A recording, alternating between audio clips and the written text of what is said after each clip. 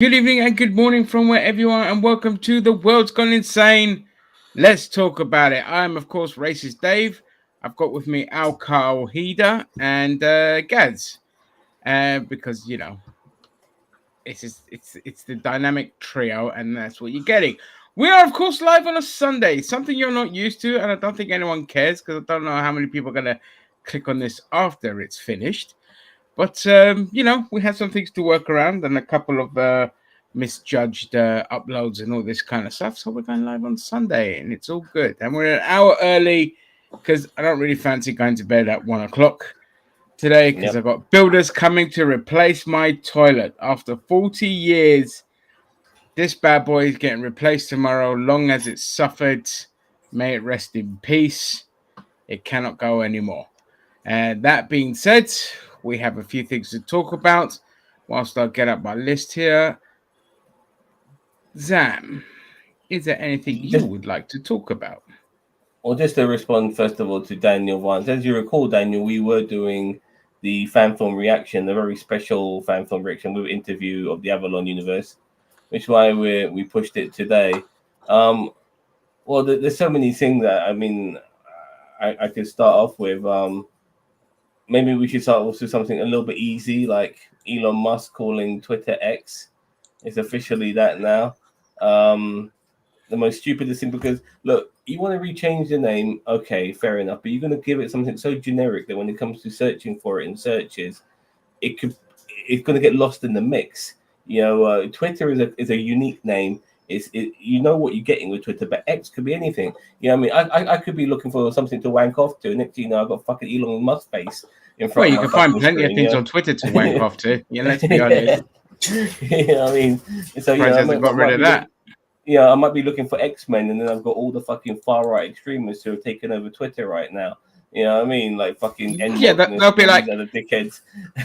Next thing Elon Musk will be like, by the way, all tweets are now called X's and all videos are called X videos. So you type X videos into Google and you're like, hang on a second, this ain't right. And I haven't. Sorry, let me get my microphone a little bit closer. I haven't actually done the update because I don't want to. But once you do the update, it will change from Twitter to X. So, or if you're using the app, so if you're using the app, no wonder mine has changed because my little symbol on my bookmarks bar has changed to X. On your computer. On my computer, yeah. Yeah, likewise. Yeah, I mean, there's no surprise with Elon Musk. He's always been obsessed with X. He wanted to change PayPal to X.com, and the other shareholders just shot him down and just like, don't be ridiculous, you're stupid. And with Tesla, isn't there like a Model X Tesla as well? I wouldn't be surprised, but we've got SpaceX, but that kind of makes sense to SpaceX because it's as well. SpaceX. Yeah, space exploration, whatever, or space, and X. But yeah, he's such a loser, that guy. I mean, he just, fucking fumbled into bloody richness, and yet he's a complete and utter moron. Like, he's reinstated a QAnon guy that shared child porn on his fucking Twitter feed. And it was like, only a few people have watched it. And it's just like, mate, it got through to like 300,000 people or 1 million people or something like that. So it's not just a few people saw what he saw, and he just reinstated him. He's brought back Kanye West as well. The well-renowned anti-Semite. Yeah, who loves Hitler. Brought him back. That's why I said the ghost of Hitler will probably come back as well and have a Twitter. In fact, I might just start a Twitter account and call it the Ghost of Hitler. Yeah. Because, go on. I was going to say, well, the thing is that we know that Twitter's been going down the Swanee. I mean, what was how much did he buy it for? It was like something like 400. Was it 300? 44 billion. 44 billion. Yeah. I know for a fact its price has been dropping like a bloody stone since he's bought it. It's worth like, no, it's not even worth that now. It's worth already like only 6 billion. Yeah, so I don't. I mean, I'm going to ask the question, why do you think that is? I mean, it can't just be because he's owned it. I mean, there's got to be like some sort of tangible thing we can point to. He came on it and basically unbanned a lot of far right fascists on there, and because of he's just made a huge mess of everything, pushing the far right and unbanning them. And advertisers clearly don't want to be associated with that. So when advertisers start pulling out, you're in deep trouble. And so the valuation of the company is completely tanked because of it. Threads has already got almost as many Twitter users as Twitter, and he's in deep trouble. There's no value to it. Like there's no money to. Like advertisers don't pay what they need to pay to advertise on there. They're not paying anything to advertise on there, and so, there's just nobody wants to use it. People are leaving in droves. Like I'm on the verge of shutting down my Twitter account as well, and because as people may or may not know, I'm still permanently suspended from Twitter because I was arguing with TERFs. So I am quite angry with the fact that I'm suspended from Twitter, but yet Kanye, who's an anti-Semite, this guy who's sending child porn, a lot of like right-wing people who are basically promoting violence and hate speech towards minority groups. Again, okay, but me who's actually defended minority groups. But that's your mistake, isn't it? You should have been a left wing. You should have been left wing, mate. That's the mistake. But there's no freedom for lefties. There's no freedom of speech for lefties. It's only for right wingers. Yeah, like they're literally banning left wingers, left, right, and center. Hey, but they're reinstating racists, bigots, fascists. No problem. You can keep your account. So yeah, fuck Twitter. Speaking of idiots, Paul Joseph Watson. Yes. Been accused of multiple rapes, I believe. I got the article. Where is it? Let me get the article up. Blowjob lips himself. You know what I mean? What? Is that what somebody's called? Oh, blowjob lips. Right. Yeah. Yes. Yeah. He looks like he's had some serious Botox on it. And you know what I mean? Right, here we go. Police investigating YouTuber Paul Joseph Watson following all allegations made by multiple women. So Mr. The Left and the LGBT pedophiles and groomers is being investigated for being a R-wordist. And once again, we have, I'm not going to read the article. I just wanted to double check and make sure it was all right because, nobody's watching us. We've got one person watching us. So how many times, time and time again, do we get these right-wingers projecting onto others exactly what they are? Thou doth protest a little too much. And so now we have, this complete conspiracy fanny face idiot who's an absolute cretin. Like, I don't care if you're going to be a conspiracy theorist and all that. That's fine. You want to be that kind of guy, that kind of idiot, fine. But to do what he did, it's just, how many more times are people just going to allow this hypocrisy to carry on? Like, there needs to be huge pushback for it. Gaz, you want to say something? No, I was just to say, I think these are. I mean, I've read the accounts by. You win a hand job once. Sorry, go on, Gaz. Right, because I think that all three of them, from what I read, were people who'd been in relationships with him. So, like, two were definitely exes, and I think one was like somebody he kind of just had like a friends with benefits kind of relationship with. And the thing is that we've got to understand that in right-wing circles, their understanding of women is nothing to do with freedom. It's about to do what they can take. Because they're all about adoption lines. Because the thing is, they want control with their bodies, and that means men's access to them. Because they don't want to understand that women have their own, freedom autonomy. And kind of autonomy. Yeah, exactly. So like, because hang on, just to cut you off there, Gary. It's not just women. It's basically anyone that isn't them. They don't like them having autonomy or their own space. Obviously, yes, women is the main one, but any group, they hate any group that isn't them specifically having freedom and autonomy. And when I say them specifically, what I mean is eventually they turn on each other as well because they have no regard for anyone but themselves. I'll give you a prime example of that later on, but I want to let you finish. Crowder in the Daily Wire. Yeah. Crowder in the Daily Wire is a prime example. Yeah, but as I said, I mean, whatever these accounts, I'm just like, I mean, the guy's my age. I mean, that's the thing that kind of blows my mind. I mean, I'm the same age as this guy. I can tell you the amount of women I've raped or wanted to rape is 0.0. You fucking liar. Anyway, carry on. That's what his mind is that. No, but I think that's for most people, because the thing is, isn't sex about, like, you know, intimacy, control? You're being part of like a loving relationship, you know, even if it's for one evening. Not necessarily. It could be just about getting your end away, but both being consenting adults. That's the main point. Is you know, we don't need to state the bloody obvious here. What I'm saying is like is that because of people like him, they're all about control, because that's what our word is. It's about removing somebody's control and having control.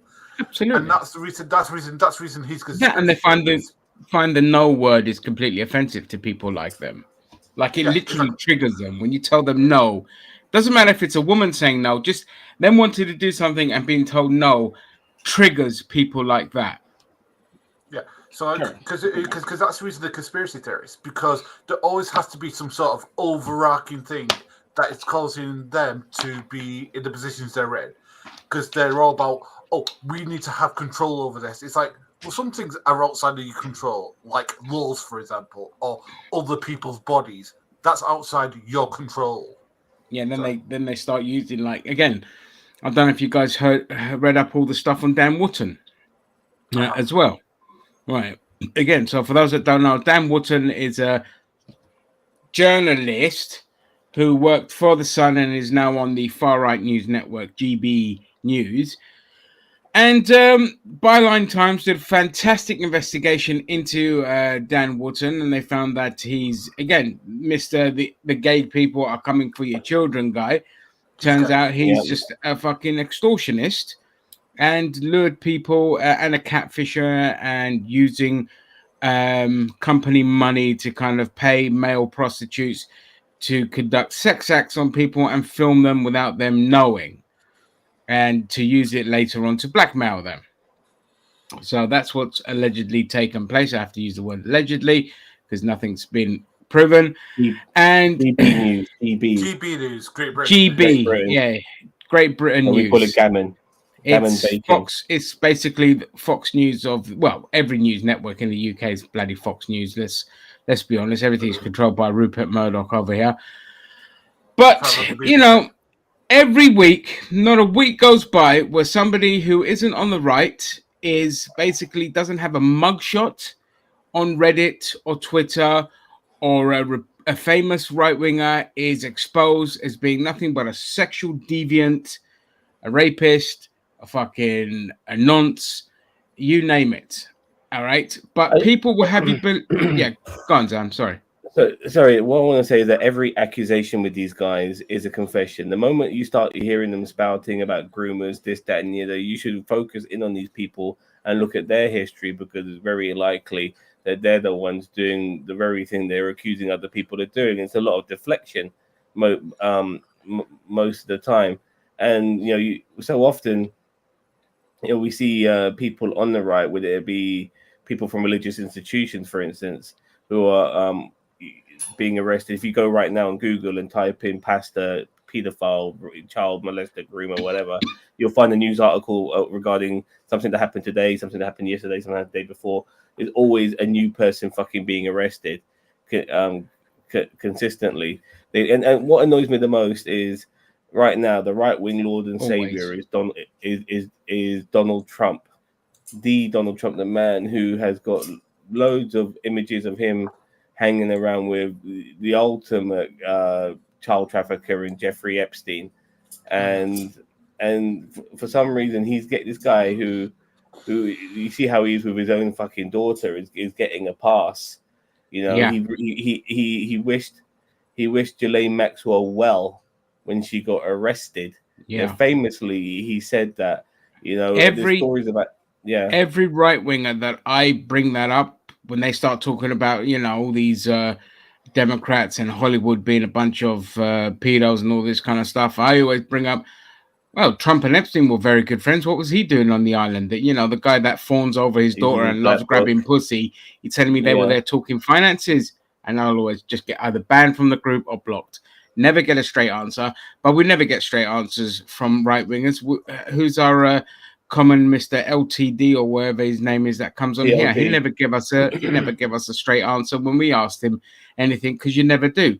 They constantly say, what about? And when we give them the what about, they just deflect and they ignore, and they keep trying to bring it back to us. So it's just like, you can't keep up the facade and especially if, because I want to bring up to your point, Zam, that when people say, you know, if somebody makes an accusation, look into their history, that's exactly what happens. Every time somebody on the right talks about pedophilia or rape or anything like that, or even abortion. Look at Clarence. What was the name of there was a guy that was running for an election in one of the states. He was an ex-football player, and even his own gay son came out. Herschel Walker. Thank you, Herschel Walker. Yeah, he had an abortion, yeah. How many abortions has he fucking paid for, and all this kind of shit? So this is what happens every time. Just know this isn't the 1980s. People will investigate and they will find everything and anything on you. Every time there's an accusation, they'll dig up dirt or something will happen where you eventually F up. So, you know. Stories on Trump and the teenage beauty pageants he had, and how he would walk in on these teenage girls, these girls who are not they were under 16. They were under 16. Yeah. And he would walk in on the copper look on these girls and stuff like that. Absolutely disgusting. I mean, the way he would joke about it, Jeffrey Epstein, good, I heard he likes them young and all of that sort of. He knew, and he also did it, and he did it himself, which is why he makes those stupid jokes. And it just infuriates me that when people want to take this high road on pedophilia and stuff like that, they don't look on their own side. People like Matt Gaetz, constant accusations against him. I'll get on that advance in a bit. Yeah, and nothing happened. You know, there's a former politician called Roy Moore. He had loads of accusations against him, but they managed to throw him under the bus before things got too deep. Even people like Ron DeSantis, there was that picture Trump pulled out on him saying, you know, when he was a teacher, he was like hanging around with like, you know, undergrads student girls and all like that. Yeah. I was like, what the hell, man? But I mean, because the Don Newton one is really annoying to me because I hate that guy. Because he's one of the most pathetic things, which is a gay person who hates trans people. I think they're the most pathetic creatures on the face of the earth. I'm sorry, it's just like the things people were saying about your people 20 years ago, you now said about a different group of people. The fact that you can't get that. Yeah, I mean, look at the not 20 years ago. It's more like the 1980s was massively homophobic, and Thatcher and Reagan and all that. They had policies where they just would not do anything about the AIDS epidemic, and they let millions of gay people die. And they started off the whole gay scare thing and all this kind of shit in the 1980s. Now, a lot of gay people that are transphobic know about the Great Gay Scare, because I've seen these same fucking people talk about the kind of shit that they went through, and you know, in America, it's not even that long ago when you had the whole gay marriage thing and all this kind of stuff. All right, we've seen what they've been through, and yet to still have this kind of animosity towards trans people and to dismiss them as not part of your group, it doesn't surprise me, because humans are fucking stupid. Okay. Correct. All right. I look again, the area where I live in, where I grew up in, okay, the black community, massively homophobic, like unbelievably homophobic. And I'm like, dude, you are marginalizing a group when you yourselves were marginalized. And it goes above the head that don't register, because with them it was religion played the part in it. But it's like, yeah, but it Same with goes against Muslims. God and all this kind of stuff. Yeah, and Muslims as well, you know, massively homophobic. And I'm like,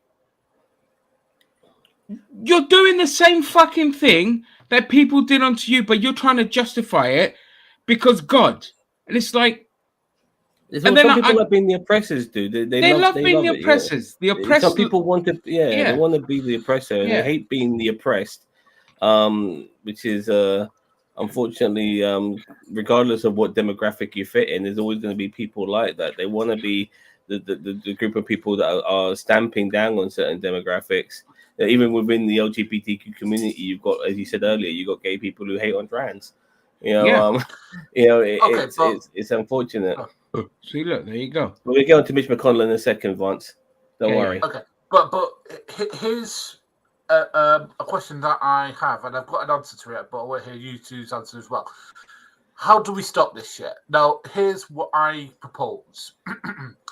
That every time somebody was become a politician or some sort of thing in the media, we have some sort of safeguarding things. Now, I had to go through to the job I do because I work in a college. I had to go through extreme safeguarding because I'm dealing with people who are from abroad, and some people are under 18, and their class is minors under the Scottish system.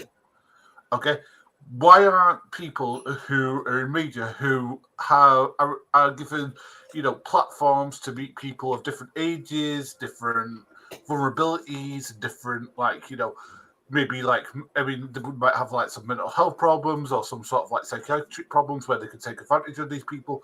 Why there's not extreme safeguards in this, like the same thing they do for teachers and doctors and stuff like that? Why is there not the same safeguard for that?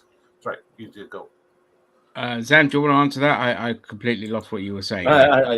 No, I don't know. I'm sorry. Look. The question was, what would be your solution to this problem? Oh, that's very simple. You vote the people out that are doing this that are helping push this kind of thing. Okay, the general public are not majority anti-gay. All right, or they're not majority racist, they're not majority anti-trans, and the Republicans have fucking know this. All right, because they've done countless polls on it, and no matter how many times they want to skew the information, every time it comes back like, bro, I don't really care about the trans thing. I'm broke. Where are the policies to help me make my life better? So I say, if you want to keep pushing this rhetoric, keep doing it, because it is going to bite you on the ass, because we are in the worst cost of living crisis in our history. And in our history, like in our lifetime, forget 2008 was like a drop in the ocean compared to what we're going through now. All right. Mm-hmm. And this is what people mainly give a shit about. This is why so many people, even liberals, are starting to fucking murmur about Starmer. They're like, what the fuck is this guy on about? What's he doing? Like, liberals have gone absolutely quiet on Twitter compared to what they used to be like when they were defending Starmer. And so my solution would be just do a targeted campaign to vote MPs out that love to push this kind of rhetoric or allowing laws in this country to lapse. All right. And just be vitriolic and as hateful as you can. Fight back, fight as dirty against the haters. It's as simple as that. Just do not show an ounce of weakness.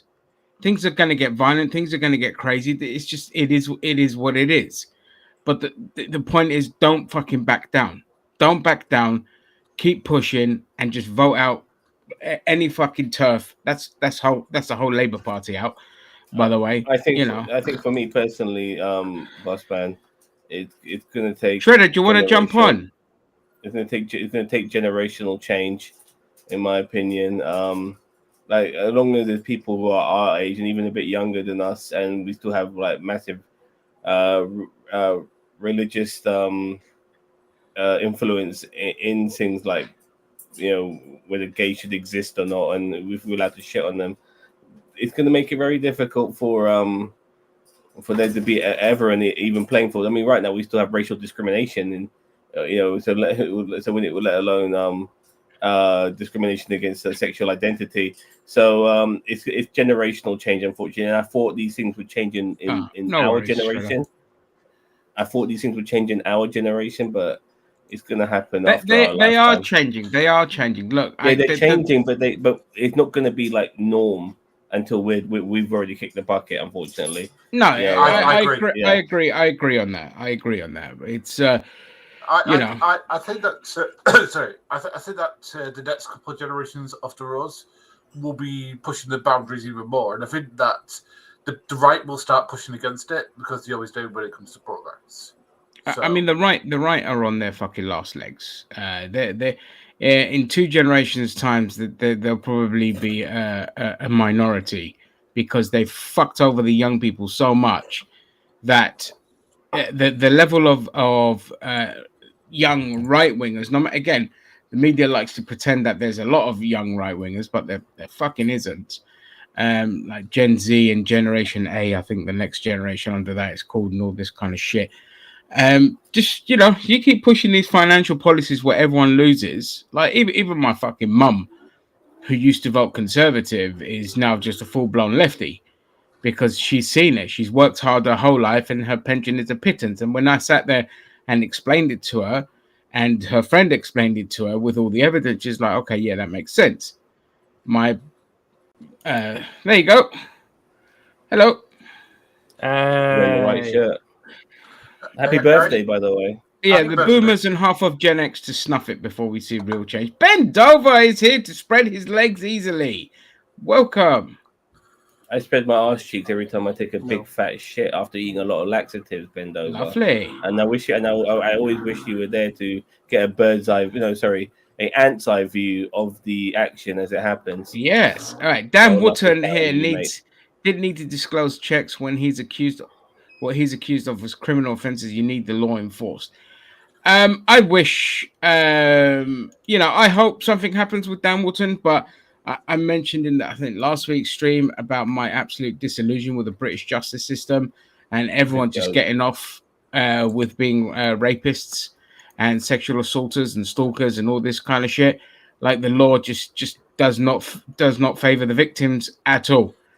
correct. So, and with Dan Wootton having powerful friends, at best it could just be that he's too toxic to have on TV and that he just loses all his jobs. If he gets convicted with anything, it'll be a fucking miracle. Ralph Harris didn't. You're right. You're absolutely right. He didn't get away with it, and it's a bloody miracle. Absolute fucking miracle. Like him and Gary Glitter. Ralph Harris didn't get away with it. No, he didn't get away with it. But he played the frailty card, didn't he?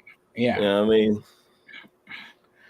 So, but let's see. But like I said, I have like Kevin Spacey got off. Fucking that footballer got off. It's Mendy, whatever his name is, got off. So, there's a lot of people that just get away with it, and I just got no faith in this. It's a funeral friends. Hello. How do you feel about your best friend, Mitch McConnell, shutting down mid press conference? I told you we'll get back to that, Vance. I was hoping his head would go into his body like a proper turtle. Oh God, like that would have been great. But for me, what this is kind of brought up, and I'm really glad it has brought up. It's not let alone term limits, age limits is fundamental. We can't be having 80-year-olds who are on their last fucking legs, determining how everyone else in society lives. This motherfucker voted 6 times to have his pay rise done, but he voted 15 times to against the national wage to be risen. He's a despicable human being. You should not feel any sympathy for him. But overall, the bigger thing that needs to come to light is age limits. No one over 70 should be in fucking politics, in my opinion. Look at the House of Lords in our country. You always see people like falling asleep in these back benches. These motherfuckers rule us. in this country. Yeah. They rule us, you know what I mean? And they're falling asleep. You know, they're just too fucking old. I'm done with old people that dying fighting in America as well. 90 years old. What the fuck is she doing? You know what I mean? You should be fucking in a retirement home living. It's not. living Well, it's life. not. It's not the age limits. It's the cognitive skills. You should always have your cognitive skills tested, and if you just fail on that front, then you're out. But of course, the people in power are not going to vote that in for themselves. And just as I say that, Yeah, I disagree with everybody. Skinner, yeah, you're right about Skinner. I agree. Sure, competent. Yeah, when disgraced pedophile Greville Jenner was diagnosed with Alzheimer's, his career should have ended. Yeah. Absolutely. And Dennis Skinner was one of the best politicians in the country well into his old age. I mean, you have exceptions to the rules. In America, would be Bernie Sanders, you know, and even in this country, I would say Jeremy Corbyn as well. But nevertheless, you know, I'm just sick to death of people who've just been in politics forever, constantly determining our lives. I mean, someone like Mitch McConnell has been, you know, he's been 5th or 6th in line to be possibly president of the United States for the last 40 years. He's that fucking powerful. It's incredible that he's been in that position for so long. You know, if presidents have term limits, so do every other member of Congress, in my opinion. Same in this country too. You know, sorry about the bird. No, I disagree with that, funeral friend, in terms of the 70-part fine. We could argue with that, but 35, no. I think from 18, as soon as you turn an adult, you should be eligible to run for fucking president if you need to be, or becoming MP and all this. I mean, we have it like young MPs in this country. We just had fucking Keir Starmer's clone win in, I can't remember what seat it was, but we need more younger people in politics, especially ones that don't come from fucking Eton, don't come from private schools, ones that come from, you know, proper, you know, working class families that went to a fucking normal comprehensive school and have been through the ringer and understand, who or come from a fucking poor background as they run for an MP, you know, because they know the hell that people go through, you know. I like turtles. I bet you do. Hey, Ginger, you want to see something that I'm working on right now? Yes, let's go. Yeah, sure. Can you see it? I don't know if it popped up. Hold on. Hang on. Oh, it didn't. Let's have a look. Oh, lovely. What's this? I just started on. That's the Enterprise there. Yeah, hold on. There's a game. It's called Birth of the Federation, and I'm playing it, but it has a Babylon 5 mod. So I started playing that today. So this is a part of the thumbnail. So I started working on it, but I'm going to call it Birth of Babylon 5. So anyway. Lovely. That should trigger some fans. Yeah, right? Yeah, baby. Bring it on. Jesus Christ, Sam. What was that? Big dildo you just put aside? Yeah, I was going to say. Is that the Anal Invader 6000? It's a vacuum cleaner. Yeah, sure it is. Yeah, pal. okay. Sure it is. Yeah. Kind of a small nozzle there, if you ask me. I mean, yeah, you know what I mean? The only thing that's going to be sucking out is a turd nugget. All right, let's have a look here. Ruth Davidson, who was still a relatively young woman when she became constituency MSP, only held surgery for 5 years and didn't respond to constituent letters or emails. Well, that's who Nadine Dorries must model herself from. She hasn't done fuck all for 2 years either. That's ridiculous. 5 years and not respond to a constituency letter or email. Talk about being in there just for your fucking self. These fucking idiots. Gordon Brown spent 2010 to 2014 saying, I'm an ex-MP and contributed nothing to politics until the independence referendum. Was he an MP in 2010 though? Yes. Oh, I can't remember. I can't remember which Scottish constituency he represented, but I think it's one not too far from where I live. Oh, he was an MP, and he was saying he's a fucking neoliberal. Brown anyway, neoliberal dick bottom. Fucking every shadow tax that you could put on someone's family, he put it on us. How the fuck did my family get poorer under Labour than it did under the Conservatives? Because they just carried on the same fucking policies. I'm not saying that things were better. New Labour, not Labour. New Labour. Yeah, they just carried on Thatcher policy. So my family just got poorer and poorer, you know. Simple as by the way, Paddy, Keir Starmer has gone back on his stance on trans people. He's now going when you say racist shit that the flaming right wing flaming posted. Yeah, that's because I'm surprised, to be honest with you. I'm not surprised. No, Starmer's strategy is Starmer's strategy is one thing and one thing only: do absolutely everything and anything to get the left out of the Labour Party, to disenfranchise them, to send a message clear that I am a stooge of the establishment, and I am a provocateur, and I will do absolutely everything to piss the right people off. It's a blatant tactic. I've seen it done so many times. Is you get the stooge in, and you do absolutely every tactic to undermine or to get rid of threats. And that's what Starmer is. That's his tactic. So I don't want people to think, oh, he's clueless. He doesn't know what he's doing. He knows exactly what he's doing. Okay, it's the same with the Tories and their policies to keep you poor. They know what they're doing. If their policies were bad, then all their friends would be fucking poor. All their rich friends would be poor. But no. Well, I mean, I wish they would bend over and take up the arse, because they're certainly doing that to us. Yeah. Sodomy rocks, though. What's this? Yeah, that's what I'm talking about, Shredder. Keir Starmer's bringing up the one case in Scotland's prison system and acting like all trans. Yeah, well, of course. He just the fucking right wing playbook of just fear mongering and painting everyone with the same brush and all this kind of shit.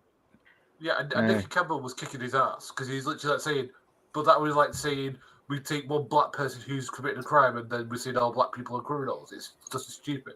Yeah, exactly. It's just fucking stupid. I mean, the thing is, I don't know why he says that, because literally, Keir Starmer is a smarter guy than that. This is literally a guy who used to be a public prosecutor. But that's what I mean. He knows what he's doing. That's what I said to you. He knows what he's doing. You might think this guy's an idiot. He's not an idiot.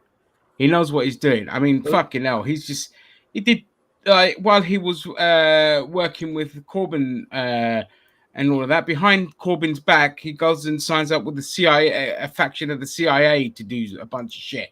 As soon as fucking Corbyn goes, look what happens. The Board of Deputies, the far right Israeli lobby comes in, is practically running the fucking Labour Party. I mean, you don't want to go Jewish conspiracy type shit, but when it's literally happening and all the evidence is there, and it's Israeli. I don't want to say Jewish, because the majority of Jews that were in Labour were not pro-Zionists. So that's why I always say Israeli. And that. So it's all just, they know what they're doing. The left is a threat, so they have to eliminate the threat. They've done it in every fucking country in the world, and they're doing it in Britain, and they're scared of it, because in the by-elections that we had, Labour was celebrating some victories, but they were like, holy shit, the Greens took way more than they should have. And in Uxbridge, if Keir Starmer had stuck with his policies, they would have taken Uxbridge. But when 2,000 votes goes to the Green Party, all right, then you fuck, your tactics aren't working as well as you thought they were working. But there's still going to be the next government. Nothing's going to change. They're going to take over. They're going to be just as horrible as the Tories, and the country's political landscape is going to be a mess.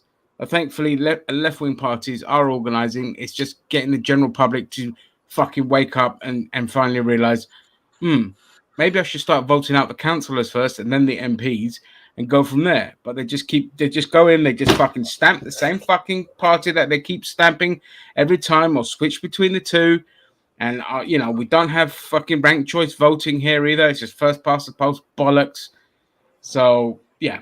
It's going to be a mess. I don't know. I mean, I think we sometimes overestimate how stupid people are.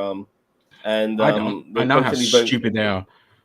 They're constantly voting against their best interest. In the States, for instance, it's amazing how many old people still vote Republican, even though they are all trying to go after their Social Security and Medicaid, which is like the last. Hey, I resemble that remark right now.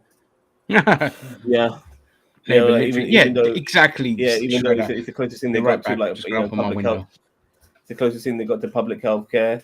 And then, culture war issues always seems to be a thing. I mean, there's so many incels now, more than ever.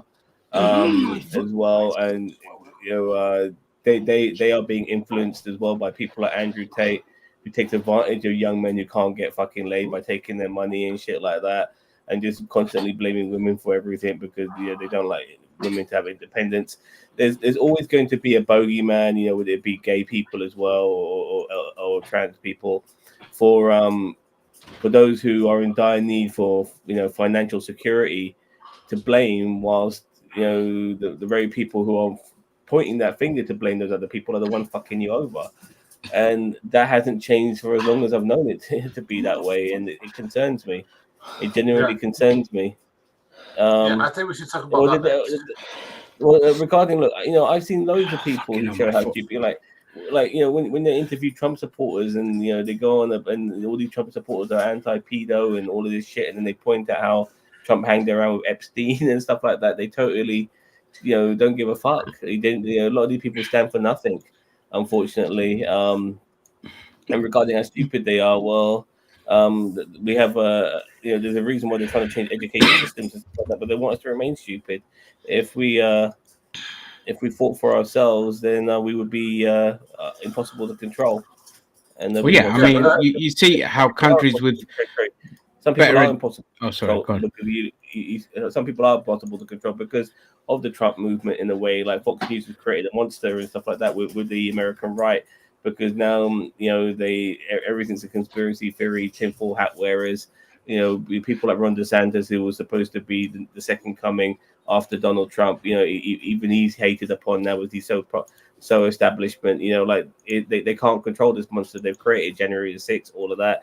It's crazy. I mean, I can't even determine how things are going to be in the next few years. Possibly better, possibly worse. Well, fascism's just around the corner, so it's not going to get, and nothing's going to get better anytime soon. Yeah. Just to be clear, until we burn the state down, nothing's going to get better. Yeah. So, go to Shredder's second to last comment, where he talks about the whole Farage thing. The fact that this has taken up so much bloody airtime and the bloody news cycle has done my goddamn shedding. It's like, literally, I can't remember what the name of the lady was who was on Newsnight with it. But she did I saw it the interview of it where basically she tore him to pieces, explaining that after he paid off the mortgage, basically they didn't really want to do business with him anymore because of his views on immigrants and his views on trans people. They would, and he goes, well, they're all woke, they're all Ramona. No, that was the rule with that bank. Has nothing to do with Fabian being a Ramona or being woke or all that shit. Yeah. Does headache. I don't fucking care. There was just.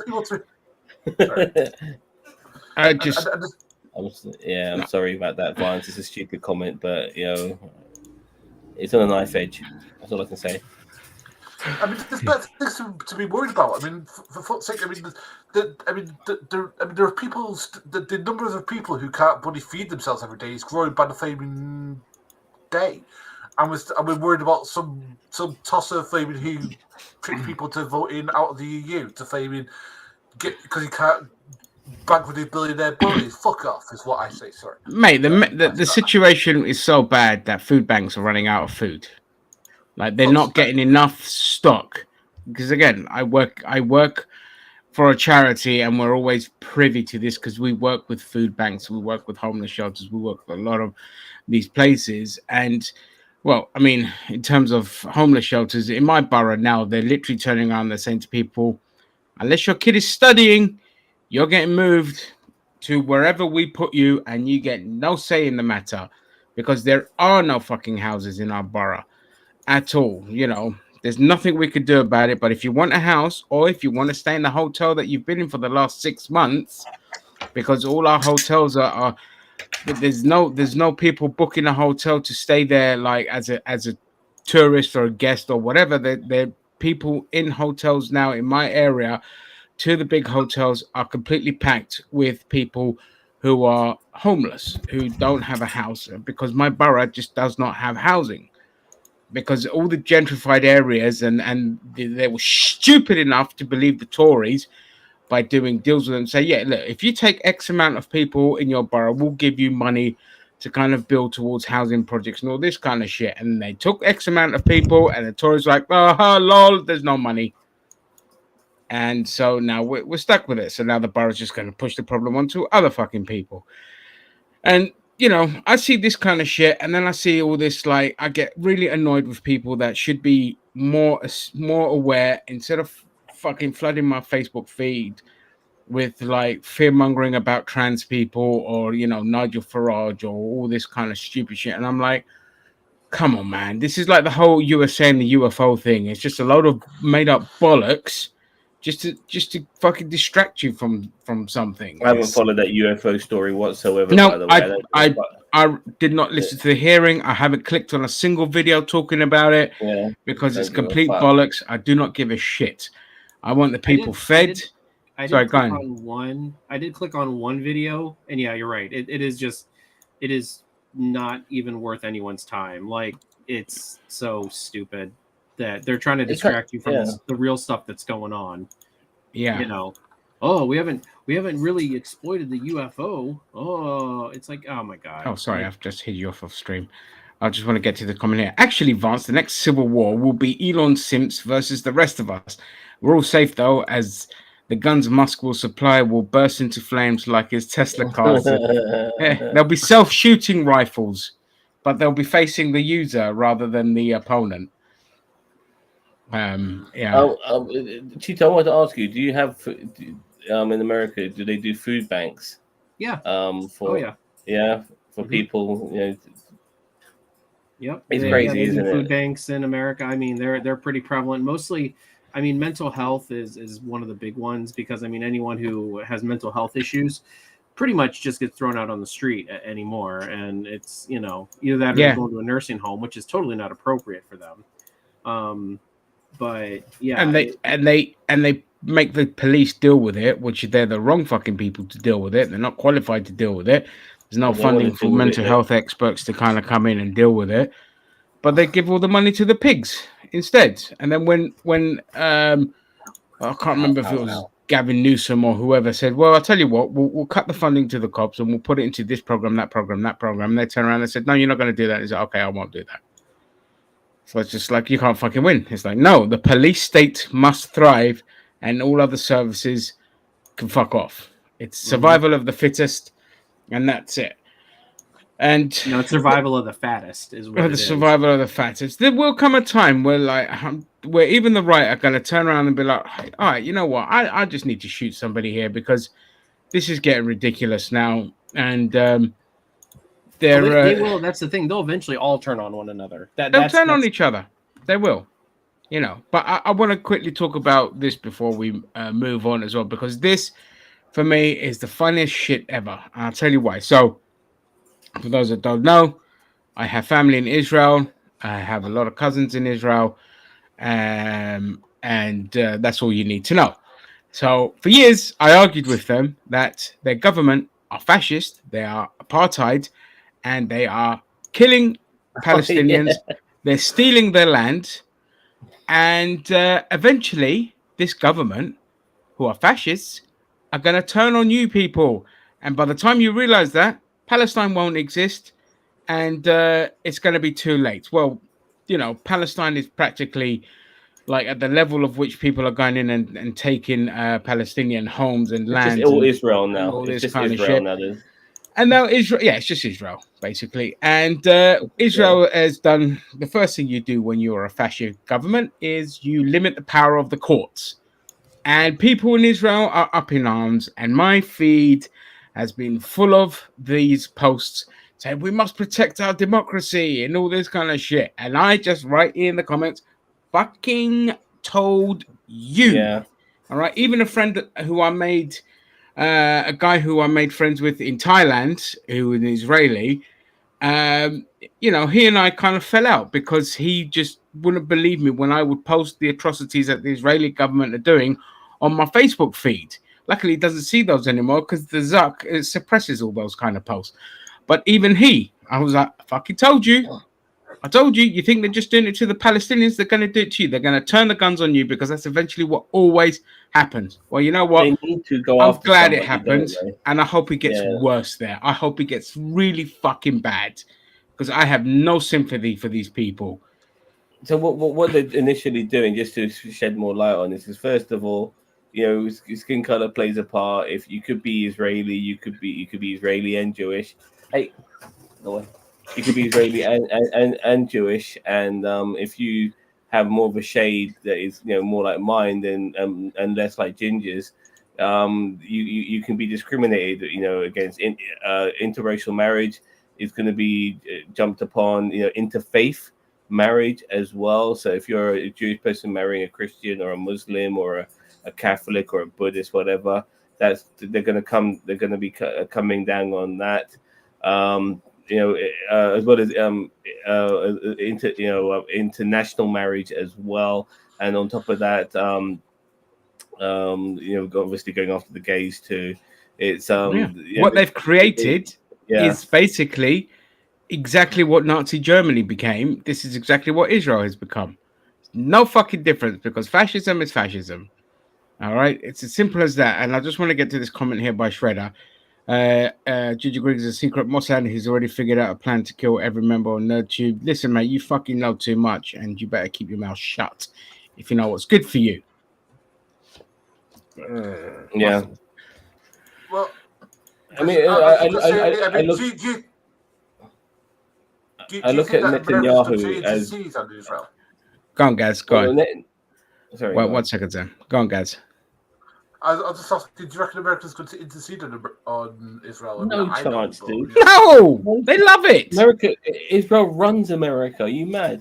You know what I mean? Israel says they run the government over here as well, mate. Fucking... Right, I thought it was Russians. Oh, yes, actually, you're right. So the Russians run the Tory government, and the Israeli lobby runs the Labour Party. Yeah, you know, that's what... I love that you said the that. Democrats in America are proper under the thumb of the Israeli government. Yeah. You know what I mean? So, yeah, mate, they're not going to do anything because, I mean... Yeah, whatever Israel wants to do. If Israel wants to go to war with fucking Iran, which you heard about as well recently, you know, America will back them all the fucking way. You know, and they'll fucking send their people to get killed. America right now, their tax money goes towards paying for socialized medicine in Israel. I mean, it's funny how America are so against fucking, you know, public healthcare like the rest of the world has. All their allies have it, including Canada and America. Canada and United Kingdom and so on, and as well as Israel is too. The people they constantly give their tax money towards, and they have socialized fucking medicine themselves. America is fucking paying for that shit. You know what I mean?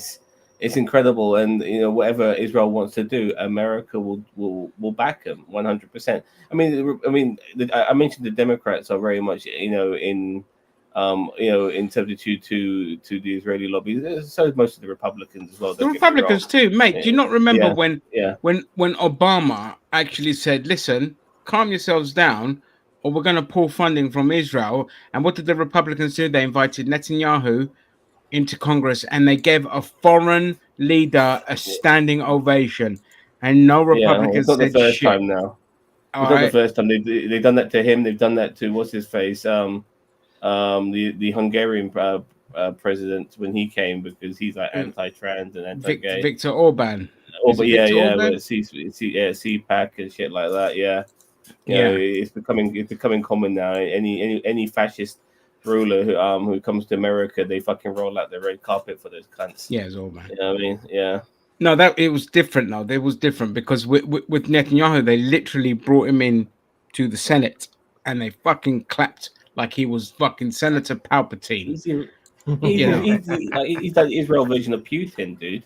He really is, in every aspect. So he's Israel's Hitler, mate. Forget Putin.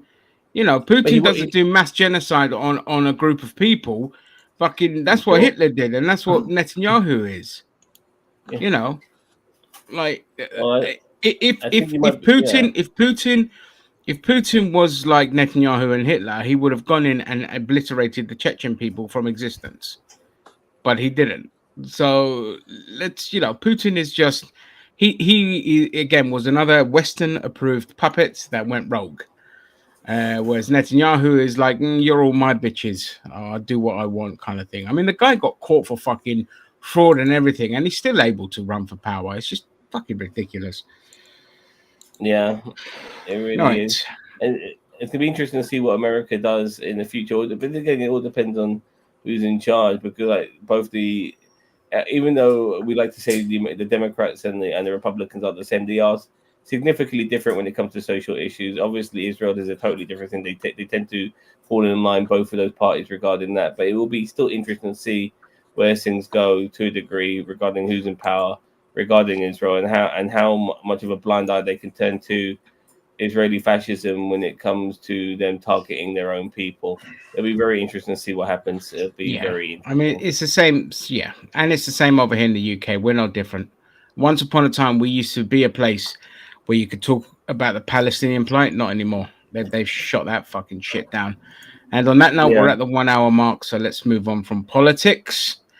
And let's go on to the more important things of the Barbenheimer epic that has gripped us for the last week. And both of those films are still making hand over fist of money.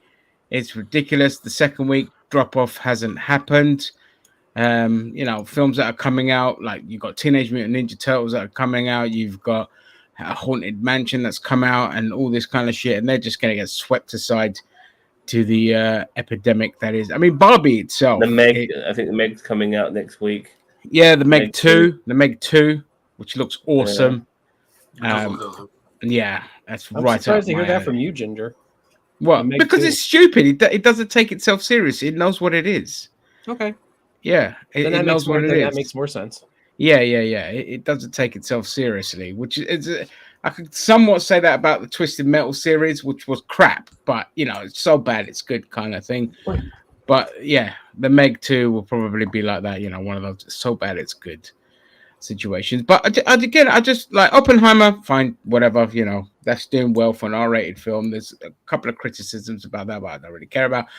But Barbie is just like the phenomenon that has just swept, like, especially here in the UK.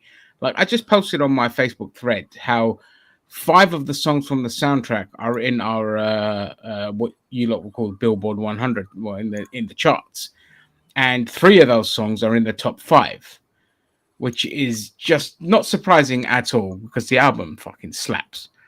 But just like the money this film is making and the kind of cultural impact it's had, it just goes to show you that if you take a premise and you make it interesting to people, like let's say, for example, Gareth Edwards, the guy that did Rogue One, he's got that awesome looking sci-fi film coming out that's about AI and all this kind of shit.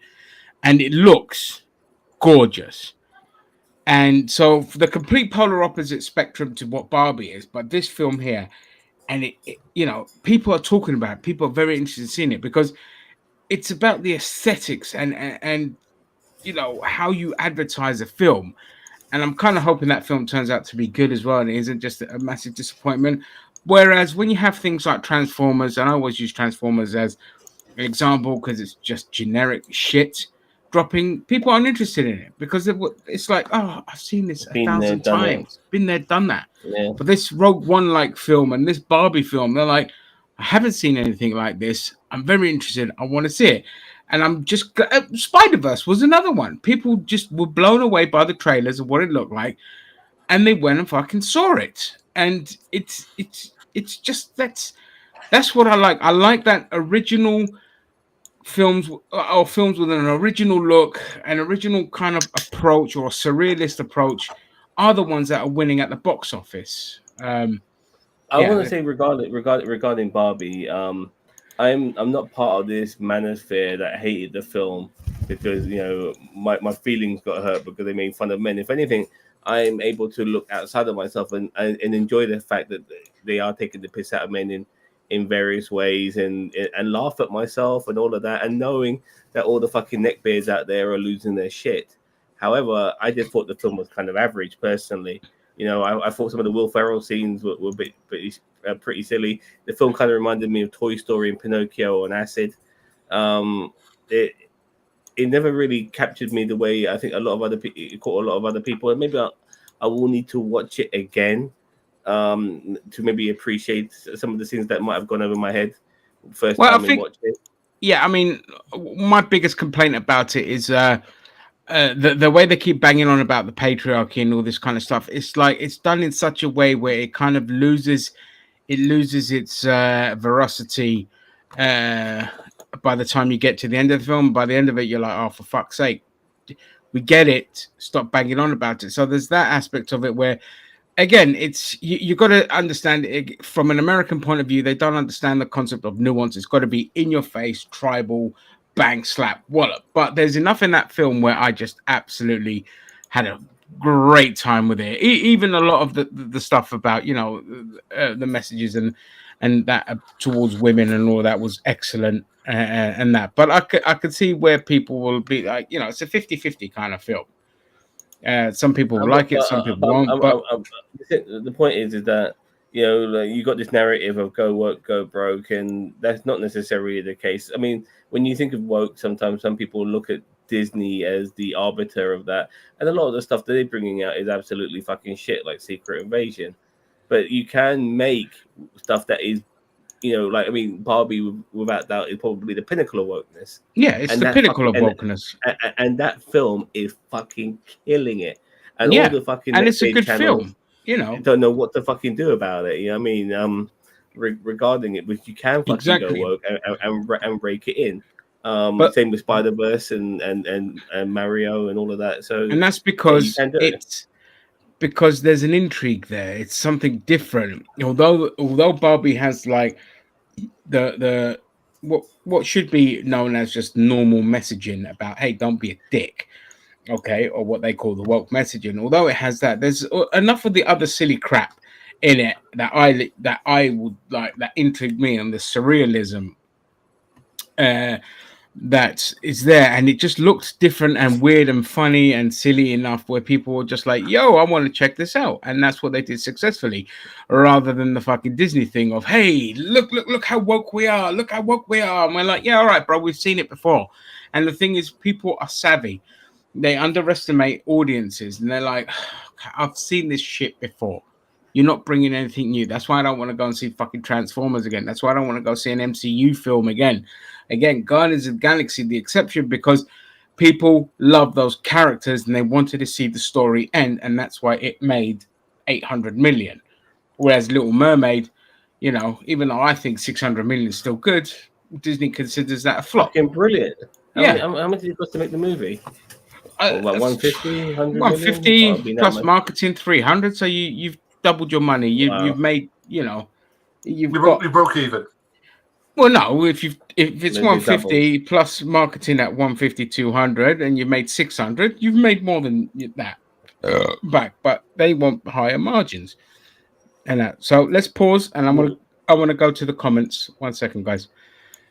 Right, George R. Martin's deals have been suspended with HBO for complaining about the UK labour market and House of Dragon actors not using their rights to suspend production, along with their US counterparts. So they basically suspended his HBO stuff for showing solidarity with the US workers. Okay, I want to say actually, because I just a lot of people are in this group already know, but people in the who are watching don't. Today I had Dominic. Oh no, hang on. Let me get through, please. No. Wait. Please let me get through the comments, dude, and then you can do your Dominic thing. Sorry, because the comments get left behind sometimes. Netflix posted an AI job for 900. I think it's various AI jobs for 900,000. I don't know if it's just one job. But yeah, I mean, that's why Hollywood, they don't give a shit about the strike, because they're gonna try and push for AI. But Barbie spent more on advertising than it did on the production itself. Again, that's a great point. It did do that. Its marketing budget was huge. Teenage Mutant Ninja Turtles, from the reviews, good. Well, it looks like it could be good. I mean, the reviews have been positive. I personally, you know, I'm interested to see what they do with the villains, because the Turtles are, I mean, it's voiced really well, but, you know, it's the Turtles. Let's see what they do with it. Hopefully it makes money. Barbie, Mario, and Spider-Man completely pissed on the woke go broke narrative. Yep, 100%. Yeah, exactly. 150 million marketing campaign, 140 from production itself. Other movies never stood a chance. Yep. Right. Do you think another movie producer or studio in the future will do a Kevin Smith and spam advertising on porn sites? Well, I mean, listen, you never know. If it works, it's worth a try. I mean, you gotta diversify your bonds, as Wu-Tang Clan would always say. Okay, I mean, and you you've can be seen one watching Michael pirate Bay films, you get porn movie. advertised on Yeah, So- exactly. it. So we can work the other way around. You've seen one Michael Bay movie, you don't need to see another. Exactly. They're all the fucking same. Same with It Adam wasn't too bad Sandler. in the 90s, but shit Yeah. got fucking stealth pretty quick. And finally, traditional rule of thumb is that you take the production marketing budget and you multiply it by 2.5 times to account for the movie theater cuts as well. Little Mermaid, by that metric, lost money. Fair enough. Zam, go ahead, dude. Sorry, I had to I was cut just you saying, off. I had two reasonably famous actors in my car today, and they were talking about the strikes with me as well. And they are actually currently on strike, which is why they're not doing any filming at this moment in time, and they decided to go on holiday to a private airport, of course, to take them God knows where. Yeah. But it was pretty cool listening to them because they agree with the strikes. They're definitely part of it, and you know these. Just so you know, I had Dominic Cooper, who played Howard Stark, the young Howard Stark in Captain America: The First Avenger, and I had Gemma Chan, who played Cersei in Eternals. I had no idea they were going out with each other, which was pretty cool. And Dominic, both very nice people, by the way. But it's interesting hearing these two like reasonably famous actors talking about being on strike. And Did you know yeah, if they they just- were with SAG-AFTRA or are they with the no, British? I forgot to ask him those sort of things. You know, the only thing was is I told them about my mate Ginger Greek, and then Dominic Cooper was obsessed with Ginger Greek and wanted to find out more about him. He just loved his name. He just loved Ginger Greek's name. So I'm a brand, baby. Guys. Yeah, so I saw both of these movies. I saw Barbie and I saw Oppenheimer, and both of them are really good, and that's the reason they're making bank. Because Oppenheimer isn't your typical Diamond Dozen flaming biopic where it's boring as fuck. It's actually about like different parts of his life where like basically this guy gets fucked over and gets fucked over really hard. Well, he trusted the American government. I mean, that was your first mistake. I know, and that's the whole thing that, like, you know, kind of like they like pick apart like his like connections to like the Communist Party and stuff like that. I think I talked about this in the review that I did. Yeah. But yeah, and I think Barbie has done the same sort of thing with just the patriarchy. So these are films that are about something. Even if you don't agree with their message, they're about something. They have a message behind them. And I think that's. But they're also good. But that's the most important thing. So you can have a message in there like Disney does, but if your product's a pile of shit, nobody's gonna want to watch it. Yeah. So, but I was going to say, just to burn this on a little bit. The funniest thing this week was Ben Shapiro and the flaming 40-minute rant that he did on the Bloody Barbie movie. That dude. Listen, that dude is just clickbait. At this point in time, when you're dressing up like Ken, okay, in two separate pictures, you're just doing it for clicks. Hello, Lucy. Yeah. The TLD. Hello. So, could those actors not just go on strike after they finish their next movie or show? Yeah, you know what I mean. Like outrageous. I need my consumerism. God damn it. We don't care about people's welfare. We just or their living. You know, we want our stuff first, and then they can have their just desserts. Because with mainstream media is doing a disservice to these strikes, because when people think of actors and stuff, they think of like the anchors that rake it in, the big Hollywood types, when there are way more poorer actors who do smaller roles and are background guys and whatever. And yeah, exactly. These are the people who are basically trying to survive, and Hollywood doesn't pay them fuck all.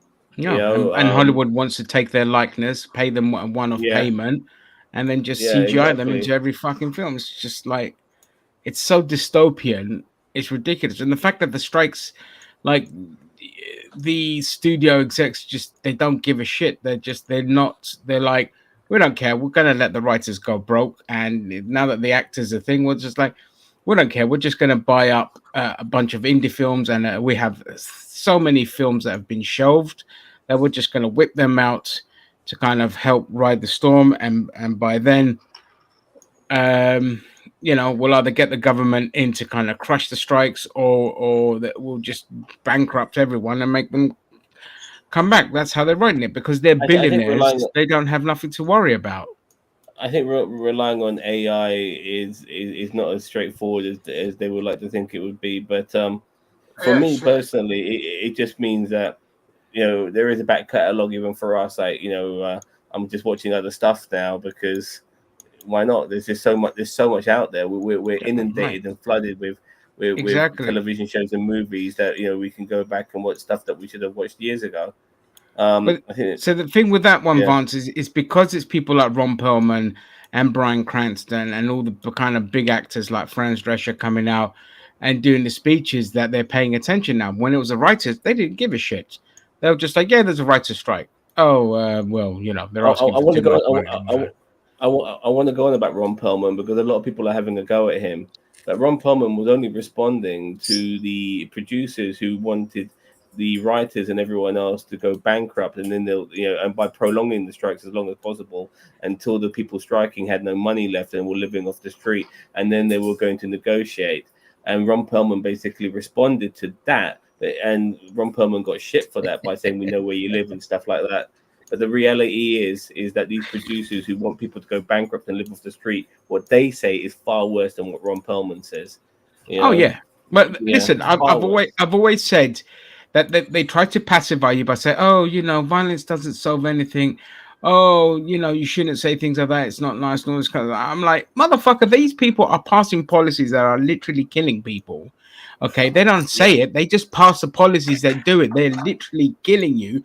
They're doing the violence by proxy, and you're sitting there going, oh, violence doesn't solve anything. Oh, this doesn't solve anything. Well, violence seems to be solving a lot of things by having us suppressed and starving and dying, and broke and all this kind of shit. Well, just all these policies that are killing us, basically. So give me that shit. I 100% support Ron Perlman. I've said the world will survive if we got rid of every single billionaire. The world won't survive as long as we keep the billionaires alive. It's as simple as that. I don't give a fuck. Hello, system. System. Yeah, but I mean, if you want the future that we've got in store with us, if AI takes over, look at the intro to Secret Avenger and how shit it is compared to something like Game of Thrones or Fabian.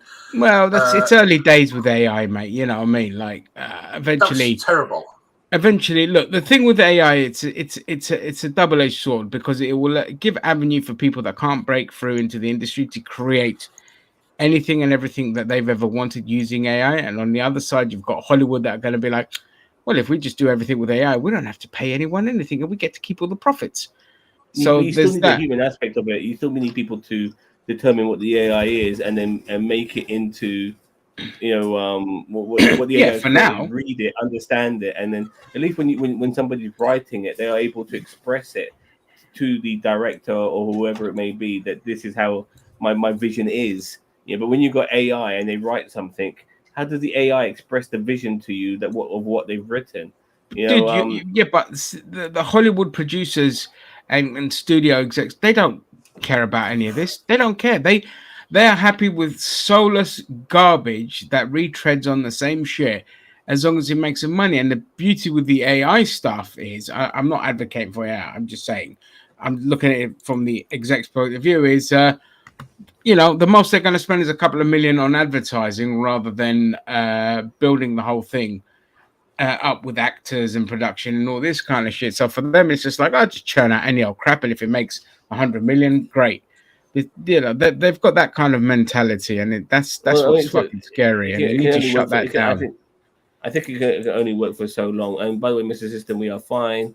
And Ireland out after 2 games. Well, I'm not surprised. Colombia beat Germany. That was a fucking great result. That was. Yeah, I'm no fan of Colombians. Well, I'm not a fan of any anyone. And that isn't England when it comes to football, so fuck them. Yeah. All right, okay. you guys ready for the update? Here, hold on. Yeah, let's go. All right, here it is. There we go. How we going? How we doing? Looking beautiful. No, But it needs more Trek ships in there though. But it's not a Star Trek. I mean, it is a Star Trek game, but it's like but it's based on Babylon 5. So all the ships are Babylon 5 ships. Oh, but I thought you were going to make it to trigger people as well by I could. yeah, that's what I mean. Like you put the Enterprise Star in, Wars in there. Yeah, and Put some Star Millennium Wars. Falcon. Just put like a Galaxy class right across the top. Yeah, exactly. Whatever Enterprise that is. D. Yeah. The TDD, what do you mean? The guy who did BB was Mel Blanc. It was Mel Blanc. Yeah. Yeah, successful voice actors of all time, and he was rich and well paid for what he did. That's because they had stronger unions back then. Exactly. Yeah. AI writers are programmed for. I was joking, by the way. They didn't have strong unions back then, but they just started to like fucking unionize. Like, I mean, yeah. If you look at the old Hollywood model, they're just like, look, we'll pay you a weekly wage, and that's all you're going to get, and nothing else. Like that's how crazy it was. Or we'll do a 5-film deal, and if one of those films flops, you're fucked, and you can't work with any other studios. You've got no competes, and all this stuff. So yeah, unions worked hard, and they're working hard again to kind of preserve their thing. Look, I understand that TV now is at an end road. It's at an end road because look, there's advertising revenue has plummeted. The stream wars has backfired because you're not getting enough subscribers. You don't even need it for live television anymore. You just watch the live television on streaming. Exactly. Yeah. Maybe we're heading into our Star Trek era where TV kind of gets phased out and we all start reading and No, people just be watching fucking TikTok videos instead, mate. Right. Unfortunately, it's the TikTok era.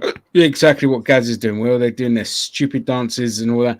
And ladies, if any ladies are watching this, they're not. Nothing makes my dick more flaccid than seeing you do a TikTok dance. It is the equivalent. It is the equivalent of an incel. Hang on, it is the equivalent of an incel flexing a gun or trying to show that they're really tough to you. Okay, you want to turn my dick flaccid? Just do a TikTok dance. Yeah, I hate it. I hate it with a passion. Gads. Ladies, if you're single, send in some TikTok dances. yeah, and you'll still be single. I started out with Roadrunner. You mean ladies? Meat. I think Ginger has a problem and he needs a little blue pill. So, yeah, that's right. Fucking TikTok dances, Jesus Christ! They're all fucking.